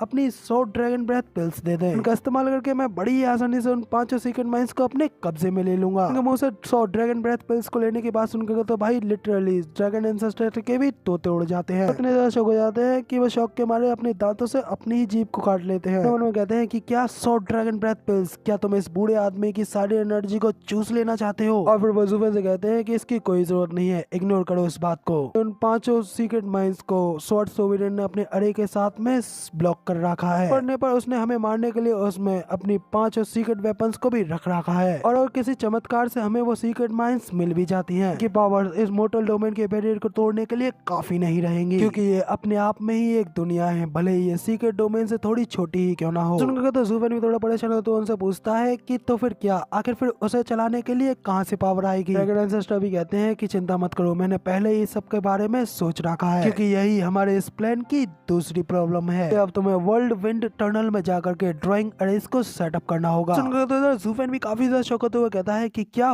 वर्ल्ड विंड टनल, यहाँ से बाहर निकलने के लिए द वर्ल्ड विंड टनल के अंदर ड्राइंग अरे को सेटअप करना होगा। ड्रैगन एंसेस्टर के मुंह से वर्ल्ड विंड टनल के नाम सुनकर के तो ज़ुफेन भी काफी ज्यादा शौक हो जाता है। तो ड्रैगन एंसेस्टर बताते हैं कि हाँ, ये इस बात का एकदम परफेक्ट एग्जांपल है कि ग्रेट हेवनली सोविरियन की आंखें कितनी भी ज्यादा ग्रेट और माइटी क्यों ना हो जाए, लेकिन वो स्टिल अभी भी सोविरियन स्टेज में ही है। उसकी बनाई हुई ये मोर्टल डोमेन अपने आप में ही एक छोटा वर्ल्ड है, लेकिन इसमें भी एक वीकनेस है, जो कि कुछ और नहीं बल्कि यही वर्ल्ड विंड टनल है। जो सुनकर के तो इधर ज़ुफेन भी काफी ज्यादा हैरान होते हुए अपने मन में कहता है कि क्या सीक्रेट डोमेन जाने का एक रास्ता? इस बारे में एक बार सोच करके देखो, सीक्रेट डोमेन की वो इनक्रेडिबल एनर्जी इन टनल्स के थ्रू तेजी से इस मोर्टल डोमेन के अंदर आनी चाहिए, मगर इस मोर्टल डोमेन के बैरियर की वजह से सप्रेस कर दिया गया है, और अब ये एनर्जी बस एक ही जगह पर इकट्ठा होकर के रह गई है। इसके रिजल्ट के तौर पर समय के साथ में एक पॉकेट रियल्म ने फॉर्म ली, जो कि बिल्कुल ठीक मेरे इस प्रिजन की जगह की तरह है। सिमिलरली वो सभी विंड टनल्स बिल्कुल इसी तरह हैं, जो कि अल्टीमेट क्लैरिटी सेक्ट की एक सीक्रेट रियल्म है। ताकि स्पिरिचुअल एनर्जी काफी ज्यादा थिक है और सीधा डायरेक्टली सीक्रेट डोमेन की ओर ले जाती है। इसी वजह से यहाँ के डिसाइपल्स की एनलाइटमेंट काफी ज्यादा फास्ट है, और वो पर्टिकुलरली टाइजी डोमेन सोल को फॉर्म कर सकते हैं। तो सुन ज़ुफेन भी हैरान होते हुए कहता है कि इसका मतलब हम इन टनल्स की मदद से सीक्रेट डोमेन की ओर जा सकते हैं। तो ड्रैगन एंसेस्टर भी कहते हैं कि काश ये इतना ही आसान होता, और ये तो सिर्फ एक गुफा है जिससे बियरली थोड़ी सी स्पिरिचुअल एनर्जी पास थ्रू हो पाती है। कुछ भी हम यहाँ से पारसी के डोमेन में नहीं ले जा सकते, इसलिए हम इसका इस्तेमाल सिर्फ और सिर्फ स्पिरिचुअल एनर्जी के लिए ही कर सकते हैं। हम खुद इस जगह के बैरियर को तोड़ करके यहाँ से बाहर निकल पाए, इसलिए वहाँ पे ड्राइंग अरे का इस्तेमाल करते हुए हम सीक्रेट डोमेन से वहाँ पे काफी सारी एनर्जी को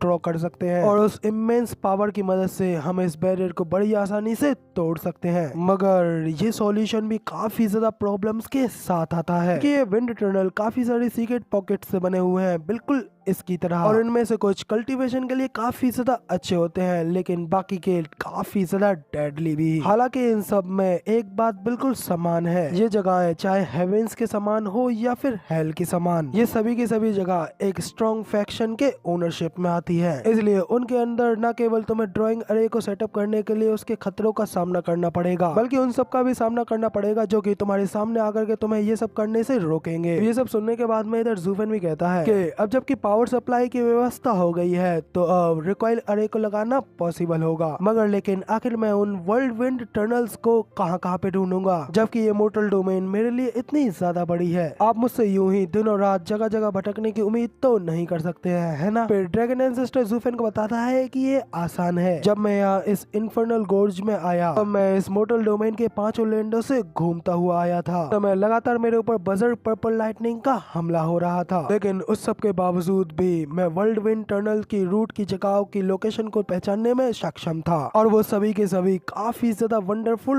रिल्म्स हैं। इसलिए जब तुम वहाँ उस जगह पर पहुंचोगे तो तुम बड़ी आसानी से उसका पता लगा लोगे। तो डेसिमेटेड गोल्डन ड्रैगन ज़ूफेन के माथे पर अपनी उंगली को डालता है और उसके ब्रेन के अंदर उन 5 वर्ल्ड विंड टनल्स की लोकेशन को इम्प्रिंट कर देता है। जैसे ही ज़ूफेन के दिमाग में वो 5 जगहों की लोकेशन इम्प्रिंट होती है, अचानक से ड्रैगन एंसेस्टर की इस इम्प्रिंट पावर का यूज करने की वजह से ज़ूफेन के दिमाग में थोड़ा दर्द होता है। थोड़ा अपने आप को संभालते हुए फिर ड्रैगन एंसेस्टर से कहता है कि ड्रैगन एंसेस्टर, आपकी स्केच की गई जगहें कोई भी खास जानकारी नहीं दे रही हैं, तो आखिर कौन जाने कि ये टनल्स वाकई में है कहाँ। तो ज़ूफेन के इस तरीके से बोलते हुए देख कर ड्रैगन एंसेस्टर भी थोड़ा शॉक हो जाते हैं और फिर ज़ूफेन से कहते हैं कि मैं इतने लंबे समय से इस भयानक घाटी में फंसा हुआ हूँ और लगातार हमलों का शिकार हो रहा हूँ और बाहरी दुनिया को नहीं देख पा रहा हूँ, तो बेबी मुझे उन जगहों की पोजीशन का पता लग जाना ऑलरेडी एक ब्लेसिंग है। भी आखिर तुम यहाँ पर यूं मुझे ताने मार रहे हो। एनीवेज, जब एक बार तुम वहाँ उन जगहों पर जाओगे तो डेफिनेटली तुम्हें वहाँ पर कुछ सीक्रेट पॉकेट रिल्म्स जरूर मिलेंगी, और वो जगह वही जगह होंगी जहाँ पे कि वो वर्ल्ड विंड टनल्स होंगे। तो अब ड्रैगन एंसेस्टर की ये सारी बातें सुनकर के इधर ज़ूफेन भी उसकी बात के लिए एग्री हो जाता है। तो इधर ड्रैगन एंसेस्टर फिर ज़ूफेन से कहते हैं कि हे बच्चे, तुम 9 सेनेटरीज के सक्सेसर हो, तो अब ये मत कहना कि मुझे तुम्हें अब उन ड्राइंग अरेज को बनाना भी सिखाना पड़ेगा। ज़ूफेन भी उनसे कहता है कि इसकी कोई जरूरत नहीं है, मुझे पता है कि मुझे क्या करना है।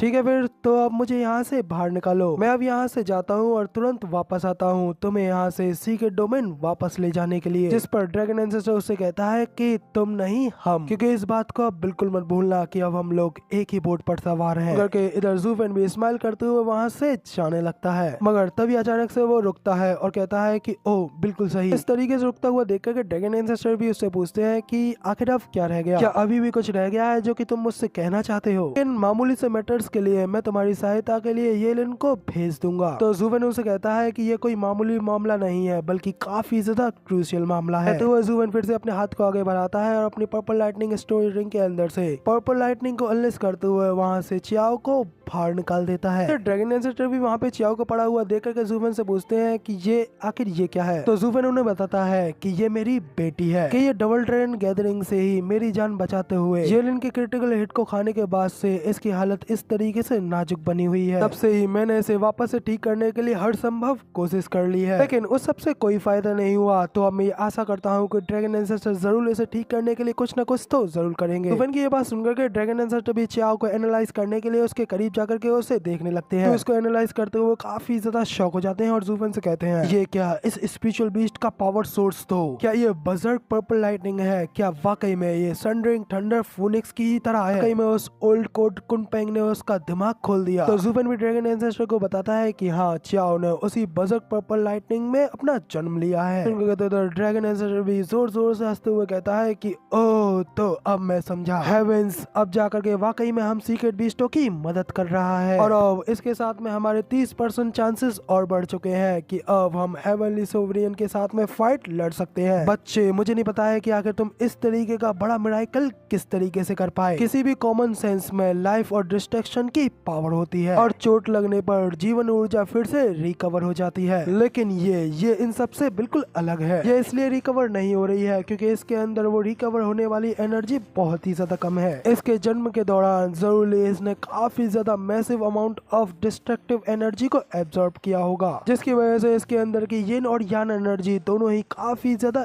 इम्बेलेंस्ड है। छोटी मोटी मामूली चोटों में तो हम इसकी लाइफ फोर्स को बढ़ाने के लिए एक्सटर्नल स्पिरिचुअल मेडिसिन के ऊपर रिलाई कर सकते हैं, लेकिन डेसिमेटेड गोल्डन फ्लेम से किया गया डैमेज कोई छोटा मोटा डैमेज नहीं होता है। अब इतनी ज्यादा हेवीली इंजर्ड होने की वजह से इसके अंदर कोई भी लाइफ एनर्जी नहीं रह गई है। इसकी वजह से इसके ऊपर किसी भी तरीके की हीलिंग पिल अब बिल्कुल भी काम नहीं कर सकती। तो ज़ुफेन भी कहता है कि हाँ, इसकी मदद से मैंने अपने अंदर पर्पल लाइटनिंग को एब्जॉर्ब किया था, क्योंकि डीमन ट्रांसफॉर्मेशन आर्ट कोई हीलिंग आर्ट नहीं है। और उस समय जब इसने उस पावर को एब्जॉर्ब किया था, तो तब चाहे वो डीमन ट्रांसफॉर्मेशन आर्ट की डिमोनिक एनर्जी हो या फिर बजर्ग पर्पल लाइटनिंग की ब्रूटल फोर्स, दोनों ही पावर्स के एलिमेंट के अंदर डिस्ट्रक्शन है और कोई भी लाइफ एनर्जी नहीं है। ड्रैगन एंसेस्टर भी कहते हैं कि हाँ, वरना फिर आखिर कैसे अंदर एक इतना ज्यादा प्योर पर्पल लाइटनिंग का बीज अंकुरित कैसे हो सकता था, और आखिर कौन जाने कि ये नेक्स्ट जनरेशन की सनरिंग थंडर फूनिक्स किस तरीके से बनेगी। तो इधर ज़ुफेन भी काफी ज्यादा हैरान होते हुए कहता है कि क्या अगली जनरेशन की सनरिंग थंडर फूनिक्स। ड्रैगन एंसेस्टर भी कहते हैं कि हाँ, बिल्कुल सही, 5 सीक्रेट बीस्ट एक बार फिर से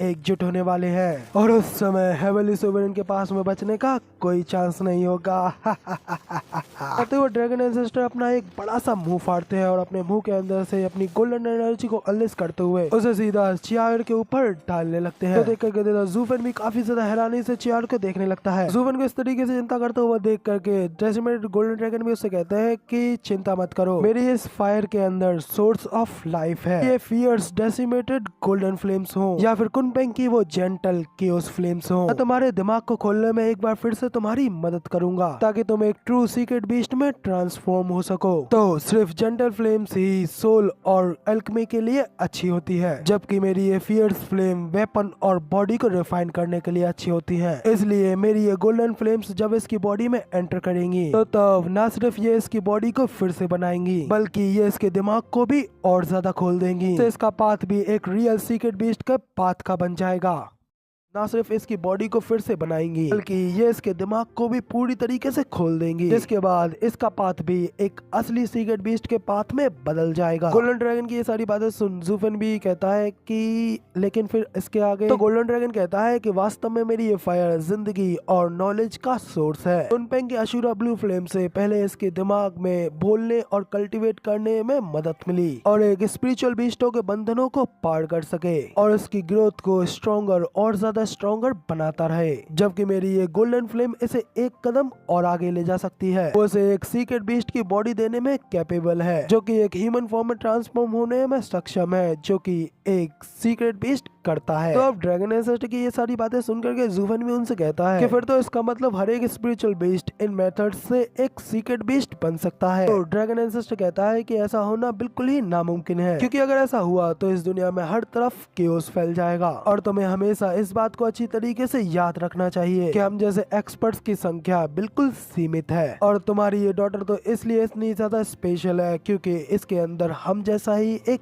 कोर डेवलप्ड है, जिसने कि इस दुनिया की सबसे स्ट्रॉन्गेस्ट पावर के साथ में जन्म लिया, जिसके के शरीर के अंदर बजर्ग पर्पल लाइटनिंग बह रही है। इसलिए हम दोनों की फ्लेम्स इसकी बॉडी के साथ में रेजोनेट कर रही हैं, ताकि इसकी बॉडी को बनने में फिर से मदद मिले और साथ ही इसके दिमाग और स्पिरिचुअलिटी को भी डेवलप होने में मदद मिले। अगर ये सिर्फ एक मामूली सा स्पिरिचुअल बीस्ट होता तो फिर ये सिर्फ एक ही फ्लेम को संभाल पाता। दो फ्लेम्स का यूज करने से वो दोनों फ्लेम्स ही अंदर ही टकराएंगी और एक एक्सप्लोजन करेंगी। सुनकर के इधर ज़ुफेन भी अपने मन में सोचता है तो उस 3-हेडेड क्रो को जरूर ही कुनपेंग के अशुरा ब्लू फ्लेम्स मिली होंगी, लेकिन फिर भी वो एक सीक्रेट बीस्ट में इवॉल्व नहीं हो सकता कि उसकी कोर, उसकी बॉडी इन 5 पावर्स में से किसी की भी नहीं है। लेकिन ये सब कुछ के बारे में सोचते हुए अचानक से ज़ुफेन काफी ज्यादा शॉक हो जाता है और फिर वो ड्रैगन एंसेस्टर से अपने बारे में पूछते हुए कहता है कि फिर आखिर मेरे बारे में क्या, पास में भी यहाँ पे ऑलरेडी आप दोनों की फ्लेम्स नहीं है। ड्रैगन एंसेस्टर उससे कहता है कि दफा हो जाओ, तो मैं उस फ्रीक 9 सोवेरियन ने बनाया है। ड्रैगन एंसेस्टर अपने मन में कहते हैं कि इस नटखट बच्चे की बॉडी कॉन्स्टिट्यूशन को देख करके तो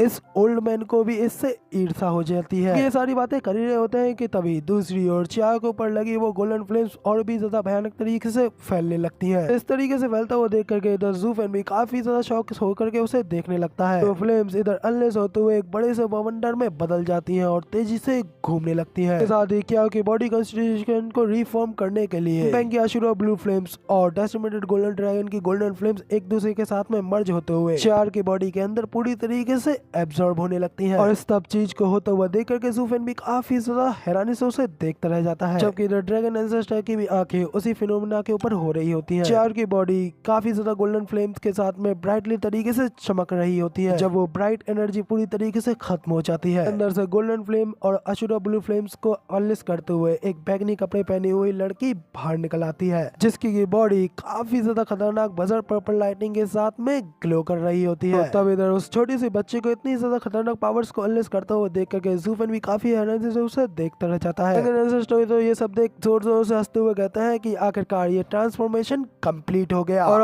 बस इसे थोड़ी सी ट्रेनिंग मिलने के साथ में ये बच्ची एक नई सनरिंग थंडर फीनिक्स बन जाएगी। इसके बाद किलिंग के बेटे के मिलने के साथ ही हम 5 ग्रेट सीक्रेट बीस्ट एक बार फिर से एक साथ यूनाइट होंगे। ज़ूफेन तो चियार की ह्यूमन फॉर्म को हैरानी से देखते हुए ड्रैगन एंसेस्टर से पूछता है कि क्या ये मेरी डॉटर है। वो छोटी बच्ची भी ज़ूफेन को देखते हुए खुश होते हुए कहते हैं कि हाँ ऑफ कोर्स फादर। इतना कह करके वो काफी ज्यादा तेजी से भग करके ज़ूफेन की ओर जाती है और उसे गला लगाते हुए कहती है कि हाँ फादर, मैं ही आपकी डॉटर हूँ, क्या आप अभी तक मुझे पहचान नहीं पा रहे हैं। ज़ूफेन कहता है कि अगर सच कहूँ तो मैं तुम्हें पूरी तरीके से नहीं पहचान पा रहा हूँ और अगर मुझे चुनने का मौका मिलता तो एक थंडर स्काईलार्क के रूप में ही तुम मुझे बेहतर लगती। चियार उसे कहती है कि मगर लेकिन फादर ऐसा क्यों, तो मैं पूरी तरीके से एक ह्यूमन लग रही हूँ, वाकई में आपकी एक रियल डॉटर की तरह। हंसते हुए उसे कहता है कि तुम इस बात को अच्छी तरीके से नहीं समझ पाओगी कि अब जिस तरीके से तुम यहाँ पर हो तो अब तुम एक सीक्रेट बीस्ट बन चुकी हो और अब तुमने सनरिंग थंडर फीनिक्स का आवरण धारण कर लिया है, जिसका मतलब अब तुम भी हेवनली सोवेरियन का डायरेक्ट टारगेट बन चुकी हो और अब से तुम्हें भी सचमुच में इस डिस्ट्रक्शन भरे रास्ते पर चलना होगा। चियार ज़ूफेन से कहती है कि फादर, अगर आप नहीं चाहते हैं कि मैं इवॉल्व करूं तो फिर आखिर आपने मुझे इस रूप में क्यों बदल दिया। ज़ूफेन उसे कहता है कि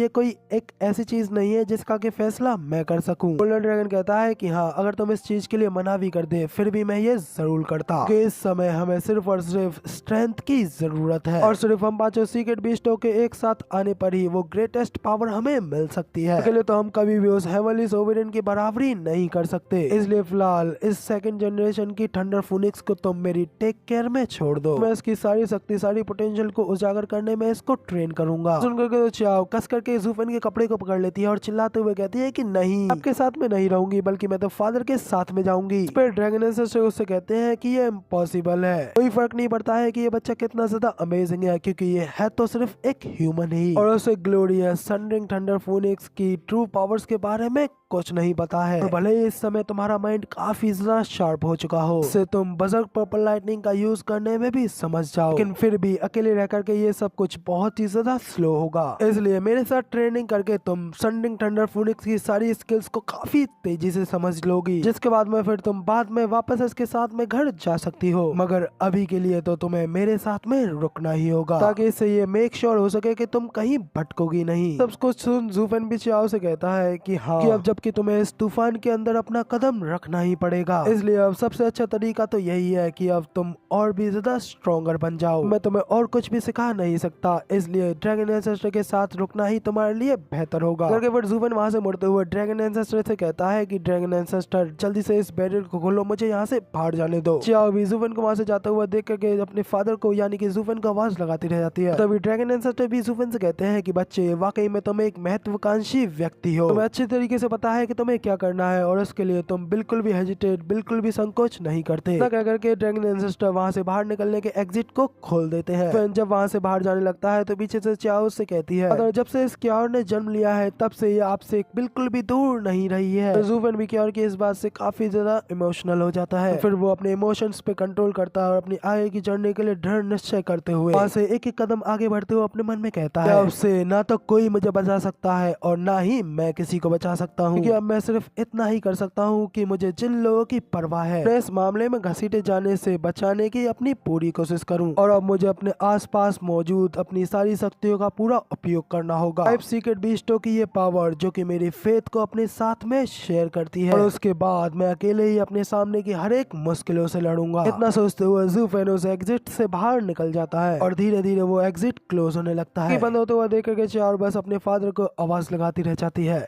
जो कि डेसिमेटेड गोल्डन ड्रैगन की बातों को सुनने के बाद में अपने मन में कहता है कि अब ना तो कोई मेरी मदद कर सकता है और ना ही मैं किसी की, और अब से मुझे अपने आसपास की सारी पावर्स का पूरी तरीके से इस्तेमाल करना होगा। 5 सीक्रेट बीस्टों की मेरी ये पावर जो कि मेरी फेथ को भी शेयर कर रही है, इसलिए अब अकेले ही मुझे सबसे फाइट लड़नी होगी। ये सब सोचते हुए ज़ूफेन डेसिमेटेड गोल्डन ड्रैगन की गुफा से बाहर निकल आता है, जबकि चाओ अपने फादर कहते हुए बस पुकारती रह जाती है। जिसके बाद हमें गुफा के बाहर का सीन दिखाया जाता है, जहाँ पे कि येलेन ज़ूफेन के आने का वहाँ पे इंतजार कर रहा होता है, और फिर तभी बाहर से जब वो पोर्टल खुलता है तो येलेन में उसे देख थोड़ा हैरान हो जाता है। तभी वहाँ पे वो पोर्टल ओपन होते ही वहाँ से उस पोर्टल के अंदर से ज़ूफेन बाहर निकल करके आता है। जैसे कि वहाँ पे अपने सामने देख करके पहले तो येलेन ज़ूफेन से कुछ नहीं कह पाता, फिर भी वहाँ पे निराश होते हुए अपने सर को नीचे झुकाए ज़ूफेन के सामने खड़ा होता है। लेकिन ज़ूफेन तो भाई उसे बिल्कुल इग्नोर करते हुए वहाँ से उसके सामने से आगे गुजर जाता है। देख करके तो भाई येलेन तो यहाँ पे काफी ज्यादा शॉक हो जाता है। इसे मुड़कर के ज़ूफेन को आवाज लगाते हुए कहता है कि 1 मिनट रुको। फिर उसकी आवाज को सुनकर ज़ूफेन वहाँ पे रुकता है और उससे पूछता है कि आखिर अब तुम्हें मुझसे क्या कहना है। येलेन थोड़ा हेजिटेट करते हुए उससे कहता है कि मास्टर ने तो तुम्हें सब कुछ बता ही दिया होगा, इसलिए अब क्योंकि हम दोनों के ही गोल्स बिल्कुल सेम है, मेरे मास्टर की मदद करना, इसलिए अब हम लोगों को एक दूसरे के साथ में कोऑपरेट करना होगा इस 8th वर्ल्ड विंड टनल की। तो मैंने ऑलरेडी इस सीक्रेट रियल में ड्राइंग अरे को सेटअप कर दिया है, जबकि बाकियों को ढूंढना काफी ज्यादा मुश्किल है, क्योंकि भले ही कुछ भी क्यों ना हो जाए हम है तो इस वेस्टरलैंड के डिसाइपल ही। उसकी इस बात पर ज़ूफेन उससे कहता है कि तुम ही इस वेस्टरलैंड के अब डिसाइपल बने रहो, क्योंकि मैं इस सब को खुद अकेला कर सकता हूँ। तो येलेन भी शौक होते हुए जल्दी से ज़ूफेन से कहता है कि 1 मिनट रुको, मास्टर ने कहा था कि हम दोनों एक साथ मिलकर के उन रिकॉइल अरेज को सेट करेंगे। ज़ूफेन उससे कहता है कि ये सब जरूरी नहीं है, और हाँ एक और बात, तुमने इस बार मेरी जान बचाई है तो मैं इस कर्ज को तुम्हारे लिए जरूर चुकाऊंगा। ज़ूफेन वहाँ से जाने लगता है, जबकि येलेन तो ये सुनकर काफी ज्यादा शौक खड़ा रह जाता है। फिर थोड़ा एजिटेट करते हुए ज़ूफेन को अपने बड़े भाई की तरह ग्रीट करता है और उससे पीछे से बड़े भाई कहते हुए पकड़ता है। ज़ूफेन तो पहले थोड़ा शौक होता है, फिर चिढ़ते हुए से कहता है कि आखिर तुम किसको अपना बड़ा भाई कह रहे हो। कहता है कि सीक्रेट बीस्टों के अपने खुद के कुछ नियम होते हैं, जिसमें कि सिर्फ विजेता ही हमेशा के लिए किंग कहलाता है। अब क्योंकि मैं तुमसे हार गया हूँ तो अब से तुम मेरे एल्डर ब्रदर हो। येलेन को ये कहते हुए देख करके तो भाई ज़ूफेन का सर बनाने रखता है कि हाँ मगर लेकिन ये बीस्टों के नियम होते हैं, ना कि हमारे, हम ह्यूमंस हैं। एनीवेज तुमने जो कुछ भी मेरे लिए किया मैं उसका फेवर एक दिन तुम्हें जरूर लौटाऊंगा, और इसके अलावा हम दोनों के बीच में और कोई रिश्ता नहीं है। येलेन उससे कहता है कि एल्डर ब्रदर इससे कोई फर्क नहीं पड़ता, क्योंकि मैं तुमसे हार गया तो अब से तुम ही मेरे किंग हो। वह सीनियर ब्रदर ने मुझे एक जेट स्लिप भेजी थी जिसमें बताया गया था कि मिस चू बिल्कुल ठीक है और वो लोग तुम्हें यहाँ पर मरा हुआ समझ रहे हैं। मैंने जल्दी से मुझे वहाँ पे बुला करके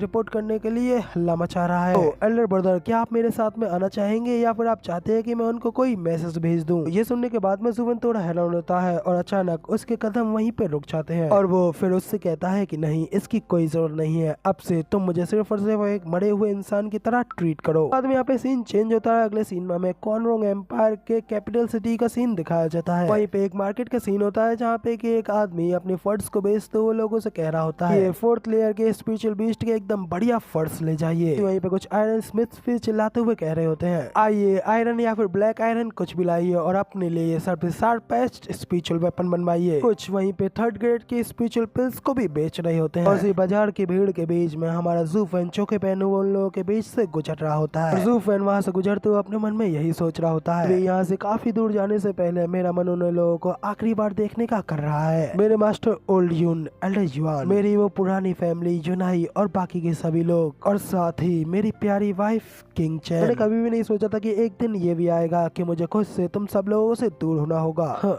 मगर कोई बात नहीं किंग चैन, एक बार अगर मैंने फिर से तुम्हें देख लिया तो शायद मैं तुम्हें छोड़ करके फिर ना जा पाऊँ, लेकिन नहीं, मैं ऐसा बिल्कुल नहीं कर सकता कि अब से मुझे अकेले ही उस कमीने हेवनली सोवरेन का सामना करना है। इसके बाद में अगला सीन हमें वहीं के एक पवेलियन का दिखाया जाता है। कॉर्नरॉन्ग के बाकी के लोग मस्त बैठे वहाँ पे अपना खाना पीना और दारूबाजी कर रहे होते हैं। तभी अचानक उस पवेलियन का गेट खुलता है और एक काले लिबास पहना हुआ बंदा अंदर आता है। वो बंदा उन लोगों के बीच से गुजरते हुए अपने मन में यही सोच रहा होता है कि ड्रैगन एंसेस्टर की बनाई हुई वो मैप के स्केच काफी ज्यादा अजीब सी। इसलिए अच्छा रहेगा कि मैं सबसे पहले यहाँ बैठ करके बाकी के सभी लोगों की बातों को ध्यान से सुनूं। इसी वक्त जूफन के सामने उस पवेलियन का एक आदमी आता है और जूफन से पूछता है, क्या आप यहाँ पर सिर्फ ड्रिंकिंग करने के लिए आए हैं या फिर यहाँ पर कुछ टाइम रुकने के लिए? आप यहाँ पर जो चाहे वो कर सकते हैं, हमारे यहाँ पर एक शांत कमरा भी है, लेकिन उसका प्राइस थोड़ा ज्यादा एक्सपेंसिव है। तो जूफन उससे कहता है कि नहीं, उसकी कोई जरूरत नहीं है, मैं बस यहाँ इस हॉल में बैठ करके ड्रिंक करना चाहता हूँ। जूफन को देखो उसे कहता है कि सर आप यहाँ के तो रहने वाले नहीं लगते हैं, है ना? जूफन भी उससे कहता है कि हाँ मैं यहाँ से नहीं हूँ। तो बंदा उससे पूछता है कि सर तो फिर आप आखिर कहाँ से हैं? जूफन उससे कहता है कि क्या मुझे यहाँ पर रुकने के लिए तुम्हें अपने बारे में सब कुछ समझाना पड़ेगा? तो कहता है कि नहीं, हाल ही में दुश्मनों की काफी सारी घटनाएं यहाँ पर घटी हैं, इसलिए हमें फॉरेनर्स को इस सब के बारे में पहले बताना होता है। उसकी ये बात सुन जूफन उसे बताता है कि ठीक है मैं बताता हूँ, मैं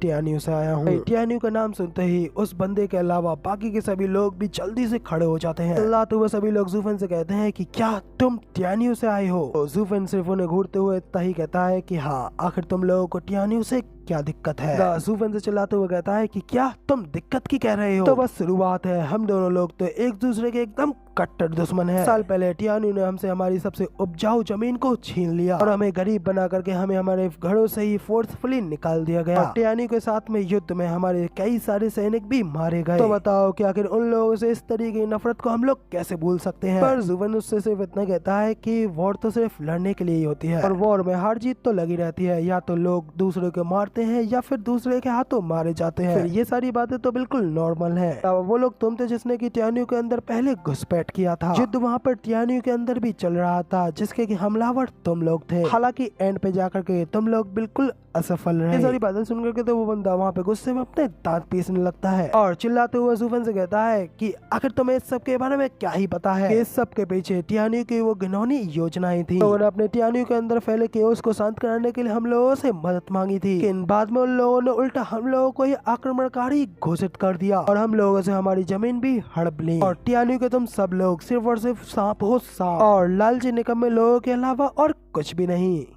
के लिए हमारी मदद मांगी थी और हम भी सिर्फ और सिर्फ जमीन के थोड़े से हिस्से के लिए उनकी मदद के लिए राजी हो गए थे, लेकिन बाद में उन्होंने हमें ही घुसपैठिया बना दिया। तुम सभी के सभी टियान्यू के लोग, तुम साले लालची सांप के अलावा और कुछ भी नहीं हो। इसलिए आज मैं तुम्हें हमारे क्वानरोंग के माइटिएस्ट वॉरियर्स की ताकत दिखाऊंगा। तो अब इधर उन लोगों की ये सारी बातें सुन जूफन भी उनसे कहता है कि ओ, तो ये बात तो मुझे समझ में आती है। ये सच है कि उस वक्त टियान्यू के एम्परर ने ही अपनी मदद के लिए यहाँ पर तुम लोगों को बुलाया था, लेकिन मुझे नहीं पता था कि एक इतना बड़ा सच यहाँ पर क्वानरोंग के एक वेटर के कानों तक पहुँच जाएगा। फिर तो ये जरूर क्वानरोंग के एम्परर की अपनी सीट को बचाए रखने की एक कैंपेन होगी। इसी वजह से तुम सब लोगों को टियान्यू के ऊपर इतना ज्यादा गुस्सा है, पर फिर भी ये सच है और मेरे पास में से निकालने का कोई कारण नहीं है। लेकिन ये सारे फैसले टियान्यू के लीडर्स के द्वारा लिए गए थे। इसमें टियान्यू का आम लोगों का कोई भी हाथ, कोई भी डिसीजन बिल्कुल नहीं था। लेकिन अब क्योंकि एम्परर तो हार गया, तो ऑफ कोर्स वो अपने हॉनर, अपने प्रॉमिस को तो पूरा बिल्कुल नहीं कर सकता। इसके विपरीत जो तुम दोनों लोगों का दुश्मन था, वही अब जीत करके वहाँ पे सत्ता में आ गया। के बाद में उन्होंने तुम लोगों के साथ में भी अपना पुराना स्कोर कंप्लीट कर लिया और चूंकि तब उन लोगों का तुम लोगों के साथ में कोई समझौता नहीं था, इसलिए ऑफ कोर्स दुश्मनों ने तुम्हारा पूरा यूज किया। तो वो बंदा भी गुस्से में चिल्लाते हुए कहता है कि आखिर इसकी कैसे परवाह है? तो बस इतना पता है कि तुम सब टियान्यू के लोगों ने मिलकर के हम लोगों को धोखा दिया है। जूफन उससे शांति से कहता है कि नहीं नहीं नहीं, टियान्यू के अंदर कई सारे फैक्शंस हैं। अगर आप उनमें से एक गुट का साथ देते हैं तो बाकी के आपके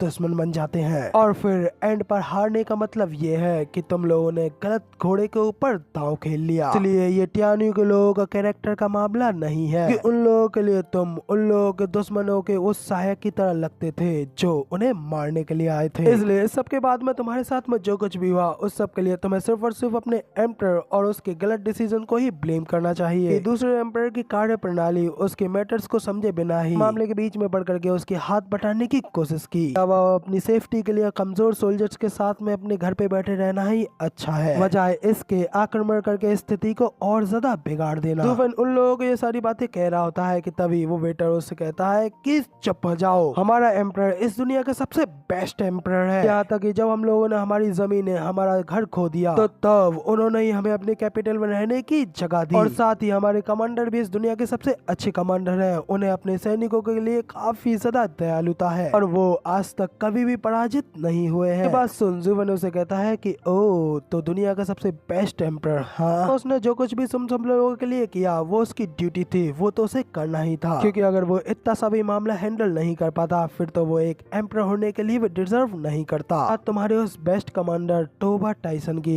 तो हाँ वो बुरा आदमी तो बिल्कुल नहीं है। इस समय उसे अनडिफिटेड करना जो कि किसी से हारा नहीं है ये कुछ ज्यादा ही होगा, क्योंकि एटलीस्ट कम से कम टियानी में तो वो पूरी तरीके से हार गया था। सब कुछ सुनकर के वो बेटर तो और भी ज्यादा गुस्से में अपने दांत पीसते हुए कहता है कि तुम्हारी हिम्मत कैसे हुई हमारे एम्परर और हमारे कमांडर के ऊपर झूठे आरोप लगाने की। क्योंकि कमीने आदमी, मैं ये वादा करता हूँ कि अब तुम इस जगह से जिंदा तो वापस जाने वाले बिल्कुल नहीं हो, क्योंकि हम सब लोग मिलकर के तुम्हें यहाँ पे खत्म कर देंगे। ज़ुवन अपनी कोल्ड टोन के साथ में उनसे सिर्फ इतना कहता है। कुछ प्रोफान हेवन स्टेज के एक्सपर्ट्स और कुछ बोन टेम्परेरी स्टेज के कल्टिवेटर्स, तुम बेवकूफ हो, जरा अपनी इन कुत्ते जैसी आंखों को खोलो और देखो जरा, मैं 8th लेयर की रेडियन स्टेज का कल्टीवेटर हूँ। कहते ही जैसे ही ज़ुवन हल्की से अपनी पावर को अनलेस करता है तो वो वेटर काफी ज्यादा शॉक हो जाता है और वहाँ पे खड़े बाकी के सभी लोग भी डर के मारे कांपते हुए कहते हैं मत कहना कि उसकी कल्टीवेशन का बिल्कुल भी अंदाजा नहीं लगाया जा सकता है। लगता है कि वो वाकई में हम सब लोगों से बहुत ही ज्यादा ताकतवर है। दूसरा वाला भी कांपते हुए कहता है कि हाँ लगता है कि हम कुछ ज्यादा ही जल्दबाजी कर बैठे और इस डेविल के हाथों में आकर के फंस गए। ज़ुवन उन लोगों को घूरते हुए कहता है कि बताओ कि आखिर अब तुम मूव क्यों नहीं कर पा रहे हो, आखिर अब क्या हुआ, क्या तुम लोग मुझे अभी जान से मारने वाले नहीं थे। लोग वहाँ पे खड़े ज़ुवन के इस सवाल का कोई जवाब नहीं दे पाते और सिर्फ वहीं पे खड़े खड़े कांपते रह जाते हैं। अब ज़ुवन स्माइल करते हुए उन लोगों से कहता है कि मैं ये सोच रहा था कि आखिर क्वान रोंग का एम्परर टियान्यू के एम्परर की मदद करने के लिए इतना ज्यादा इम्पल्सिव क्यों हो रहा था, जल्दबाजी में उसने इस तरीके से कदम उठाने के बारे में क्यों सोचा। लेकिन अब मुझे समझ में आ रहा है कि क्वान रोंग तो वो बेवकूफ है जो कि हमला करने से पहले ये भी नहीं देखता कि वो जिसके ऊपर हमला करने जा रहा है वो उससे कितना ज्यादा ताकतवर है, बिना देखे ही किसी पर भी हमला कर देता है। सुनने में तो ये काफी ज्यादा वीरतापूर्ण और हीरोइक लगता है, लेकिन ये किसी इडियट को फैंसी वे में बेवकूफ कहने जैसा है। हमला करने से पहले तुम लोगों को अपने सर की ताकत का फ्लेक्सिंग करना जरूरी है, इसलिए अब तुम लोगों को अपना सिर का यूज कर लेना भी शुरू कर देना चाहिए। वेल, अब तो मुझे लगता है कि तुमने अपनी उस हजारों मीलों की जमीन को ईमानदारी से गवा दिया है, क्योंकि अगर तुम लोग नहीं लड़ना चाहते हो तो ठीक है, फिर मैं बस सिर्फ इतना ही करूंगा। इतना कहते हुए ज़ुवन बस जरा सा हवा में अपने हाथ को उठाता है। वो सभी लोग थर-थर कांपते हुए सीधा अपने घुटनों पर आ बैठते हैं। अपने घुटनों में बैठ करके सीधा जमीन पर अपनी नाक रगड़ते हुए ज़ुवन के सामने उससे तेजी से अपनी जान की भीख मांगने लगते हैं और माफी मांगने लगते हैं। उनसे कहते हैं कि मालिक हमें माफ कर दो, हमें प्लीज मत मारना। तरीके से करते हुए देख करके तो ज़ुवन भी उन लोगों से कहता है कि आखिर कौन तुम्हें मारने वाला है, क्योंकि तुम लोग तो यहाँ पर मेरे हाथों से मरने के लिए भी वर्दी नहीं हो, और मैं तो तुम लोगों से बस इतना कहता जाता था कि अगर तुम आप फाइट लड़ना नहीं चाहते हो तो मैं बस तुम लोगों से कुछ क्वेश्चन पूछना चाहता हूँ, इसलिए मेरे सारे सवालों का बिल्कुल हॉनेस्टली जवाब देना, जिसके बाद तुम लोग मेरी नजरों से इतनी ज्यादा दूर भाग जाना जितनी ज्यादा दूर तुम्हें तुम्हारे पैर ले जा सके। तो वेटर भी खुश होते हुए कहता है कि क्या सवाल, मैं जरूर आपके सारे सवालों का जवाब दूंगा। तो उससे सवाल करते हुए कहता है कि ठीक है, फिर मुझे बताओ, तुमने अभी अभी कहा था कि हाल ही में तुम्हारी बैटल काफी ज्यादा इंटेंस रही है, तो बताओ कि आखिर अब तुम लोग किससे लड़ रहे हो। उनके सवाल पर वो वेटर उससे कहता है कि क्या आपको इसके बारे में नहीं पता है। तो वो अपनी हल्की सी पावर्स को अनलेस करते हुए उसे घूरते हुए कहता है कि अगर मुझे इस बारे में पता होता तो मैं तुमसे क्यों ही पूछता। डर के मारे और भी ज्यादा कांपते हुए ज़ुवन को बताता है अभी हमारी जंग हाल ही में टियान्यू के साथ में ही हो रही है, और क्योंकि आप टियान्यू से, इसलिए मुझे लगा था कि आपको इसके बारे में पता ही होगा। तो ज़ुवन भी कहता है कि क्या वो लोग फिर से फाइट लड़ रहे हैं, मगर लेकिन आखिर क्यों और कब तक। तो वेटर उसे बताता है कि लगभग 1 महीने से, और मेरे ख्याल से रूमर्स तो ये है कि हमारे हिज मेजेस्टी को गार्डियन सेक्ट की ओर से फुल सपोर्ट मिला हुआ है, इसलिए उन्होंने अब अपनी जमीन को वापस पाने का संकल्प लिया है। हिज मेजेस्टी ऐसा करके अपनी 8 साल पुरानी गलती का प्रायश्चित करना चाहते हैं। यहाँ के सभी बॉर्डर्स के आसपास इस मार्शल लॉ को लागू कर दिया गया है ताकि टियान्यू के किसी भी जासूस को अंदर आने से रोका जा सके। इसलिए जब सर आए तो मैंने आपसे आपके बारे में पूछा, तो अचानक से वो शौक के मारे घबराते हुए ज़ुवन की ओर देखने लगता है, इसे आगे कुछ बोलने से रोकने के लिए अपने मुंह बंद कर लेता है। ज़ुवन उससे कहता है कि चिंता मत करो, मैं टियान्यू का कोई स्पाई नहीं हूँ। क्या तुमने कभी किसी स्पाई को इस तरीके से सबके सामने अपने आप को एक्सपोज करते हुए देखा है? मैं तो काफी सारी सालों से टियान्यू से बाहर रहा हूँ और वहाँ वापस जाना चाहता हूँ, इसलिए तुमसे मैं ये सब कुछ पूछ रहा हूँ। इसके अलावा तुमने जो कुछ भी मुझे बताया वो सब कुछ तो सिर्फ कॉमन नॉलेज ही थी, लेकिन अब ये तो वाकई में एक काफी ज्यादा सीरियस प्रॉब्लम है और मैंने ल्यू क्लेन की पावर्स को देखा है। क्वान रोंग के पास में टियानी के ऊपर हमला करने की बिल्कुल भी ताकत नहीं थी, तो अब यहाँ पर बीस्ट टीमिंग सेक्ट उन्हें अपना फुल सपोर्ट दे रहा है, मगर ये तो सिर्फ एक ही सेक्ट है, जबकि उनके सामने दूसरे को 3 सेक्टों की हेल्प मिली हुई है। कहीं कोई गड़बड़ तो नहीं चल रही है, अब कोई ऊंचा अधिकारी पर्दे के पीछे से अपनी कोई घटिया चाल तो नहीं चल रहा है। दोनों सेक्टों के हाई पावर्स के बीच में किस तरीके का घिनौना समझौता हुआ है। जुवन को ये सब कुछ करता हुआ देख करके वो वेटर भी जुवन से पूछता है कि सर आखिर आप किसके बारे में बात कर रहे हैं। तो जुवन उसे कहता है कि कुछ भी नहीं, वैसे भी मेरा इस सबसे कुछ भी लेना देना नहीं है, लेकिन खैर मैं तुम लोगों को बता दूं कि तुम्हारा क्वान रोंग बिल्कुल भी जीतने वाला नहीं है। ये तो तुम लोगों से उस चीज के बारे में पूछना है जिसके बारे में मुझे थोड़ा इंटरेस्ट है। क्या तुम्हारे आसपास में कोई ऐसी सीनरी, कोई ऐसा नजारा है जिसका की नजारा बेहद ही ज्यादा शानदार हो, की ब्यूटी बेहद ही ज्यादा इमेंस हो। जुवन के इस सवाल को सुनकर के वो सभी लोग भी हैरान होते हुए कहते हैं कि क्या, किस तरीके की सीनरी, आखिर आप किस जगह की बात कर रहे हैं। हमारा ये क्वान रोंग आपके उस खूबसूरत टियानियों की तरह बिल्कुल नहीं है, के अंदर काफी सारी अमीर जगहें हैं और ग्रेट सीनरीज हैं। हम लोग तो बेहद ही ज्यादा गरीब हैं, इसलिए हम लोगों के पास में आखिर इस तरीके की खूबसूरत जगह कहां से आ सकती है। इसलिए अगर आप किसी खूबसूरत सी जगह पर जाकर के एंजॉय करना चाहते हैं तो आप वाकई में टियानियों वापस चले जाइए। टियानियों के अंदर तो उस तरीके की काफी सारी ब्यूटीफुल सीनरीज हैं। ताकि फिर मुझे एक ऐसे माउंटेन के बारे में बताओ जो कि दिखने में बेहद ही ज्यादा भयानक और डरावना हो। आखिर तुम्हारे यहाँ की सबसे भयानक जगह कौन सी है जहाँ से कि लाइव स्टॉक्स गायब हो जाते हैं। तो कहते हुए जुफन अपने मन में भी कहता है कि जहाँ कहीं से भी विंड टनल्स की स्पिरिचुअल एनर्जी रिलीज होती है, ये नहीं है कि वो जगह हर बार की तरह स्वर्ग जैसी ही हो। कभी कभी वो जगहें कोई लोकल एरिया नहीं रह जाती हैं, बल्कि वो जगहें बेहद ही ज्यादा डेंजरस जोन बन जाती हैं। इस सवाल के ऊपर वो वेटर जुफन को वो पूछता है कि सर आखिर आपने ये सारे रूमर्स कहाँ से सुने हैं। आप देख ही पा रहे हैं कि हम लोग इस बंजर जमीन पर रहते हैं, और हम इस तरीके की किसी जहरीली जगह पर रह रहे होते तो क्या हम अब तक यहाँ पर मारे नहीं जा चुके होते। ये सब सुन जुवन अपने मन में कहता है, विंड टनल्स की उस जगह का स्केच बनाते हुए उस ओल्ड ड्रैगन के सेंसेस ठीक से काम नहीं कर रहे थे कि मुझे तो यहाँ इस जगह पर विंड टनल होने का कोई भी साइन नहीं दिख रहा है। तो फिर इसका मतलब वो नक्शा तो मेरे लिए यहाँ पर बिल्कुल ही बेकार है। तो लेकिन आखिर अब मैं इतनी बड़ी जगह के अंदर उन 8 विंड टनल्स को कहाँ पे ढूंढूंगा। तो ये सब सोच रहा होता है कि तभी अचानक उस पवेलियन का गेट खुलता है। तभी उस गेट के अंदर से कुछ सोल्जर्स अंदर आते हुए उन सभी लोगों से चिल्ला करके कहते हैं, सिक्स्थ प्रिंस ने इस जगह को बुक कर दिया है, तो फिर इसलिए सभी के सभी लोग यहाँ से 1 मिनट में गायब हो जाओ।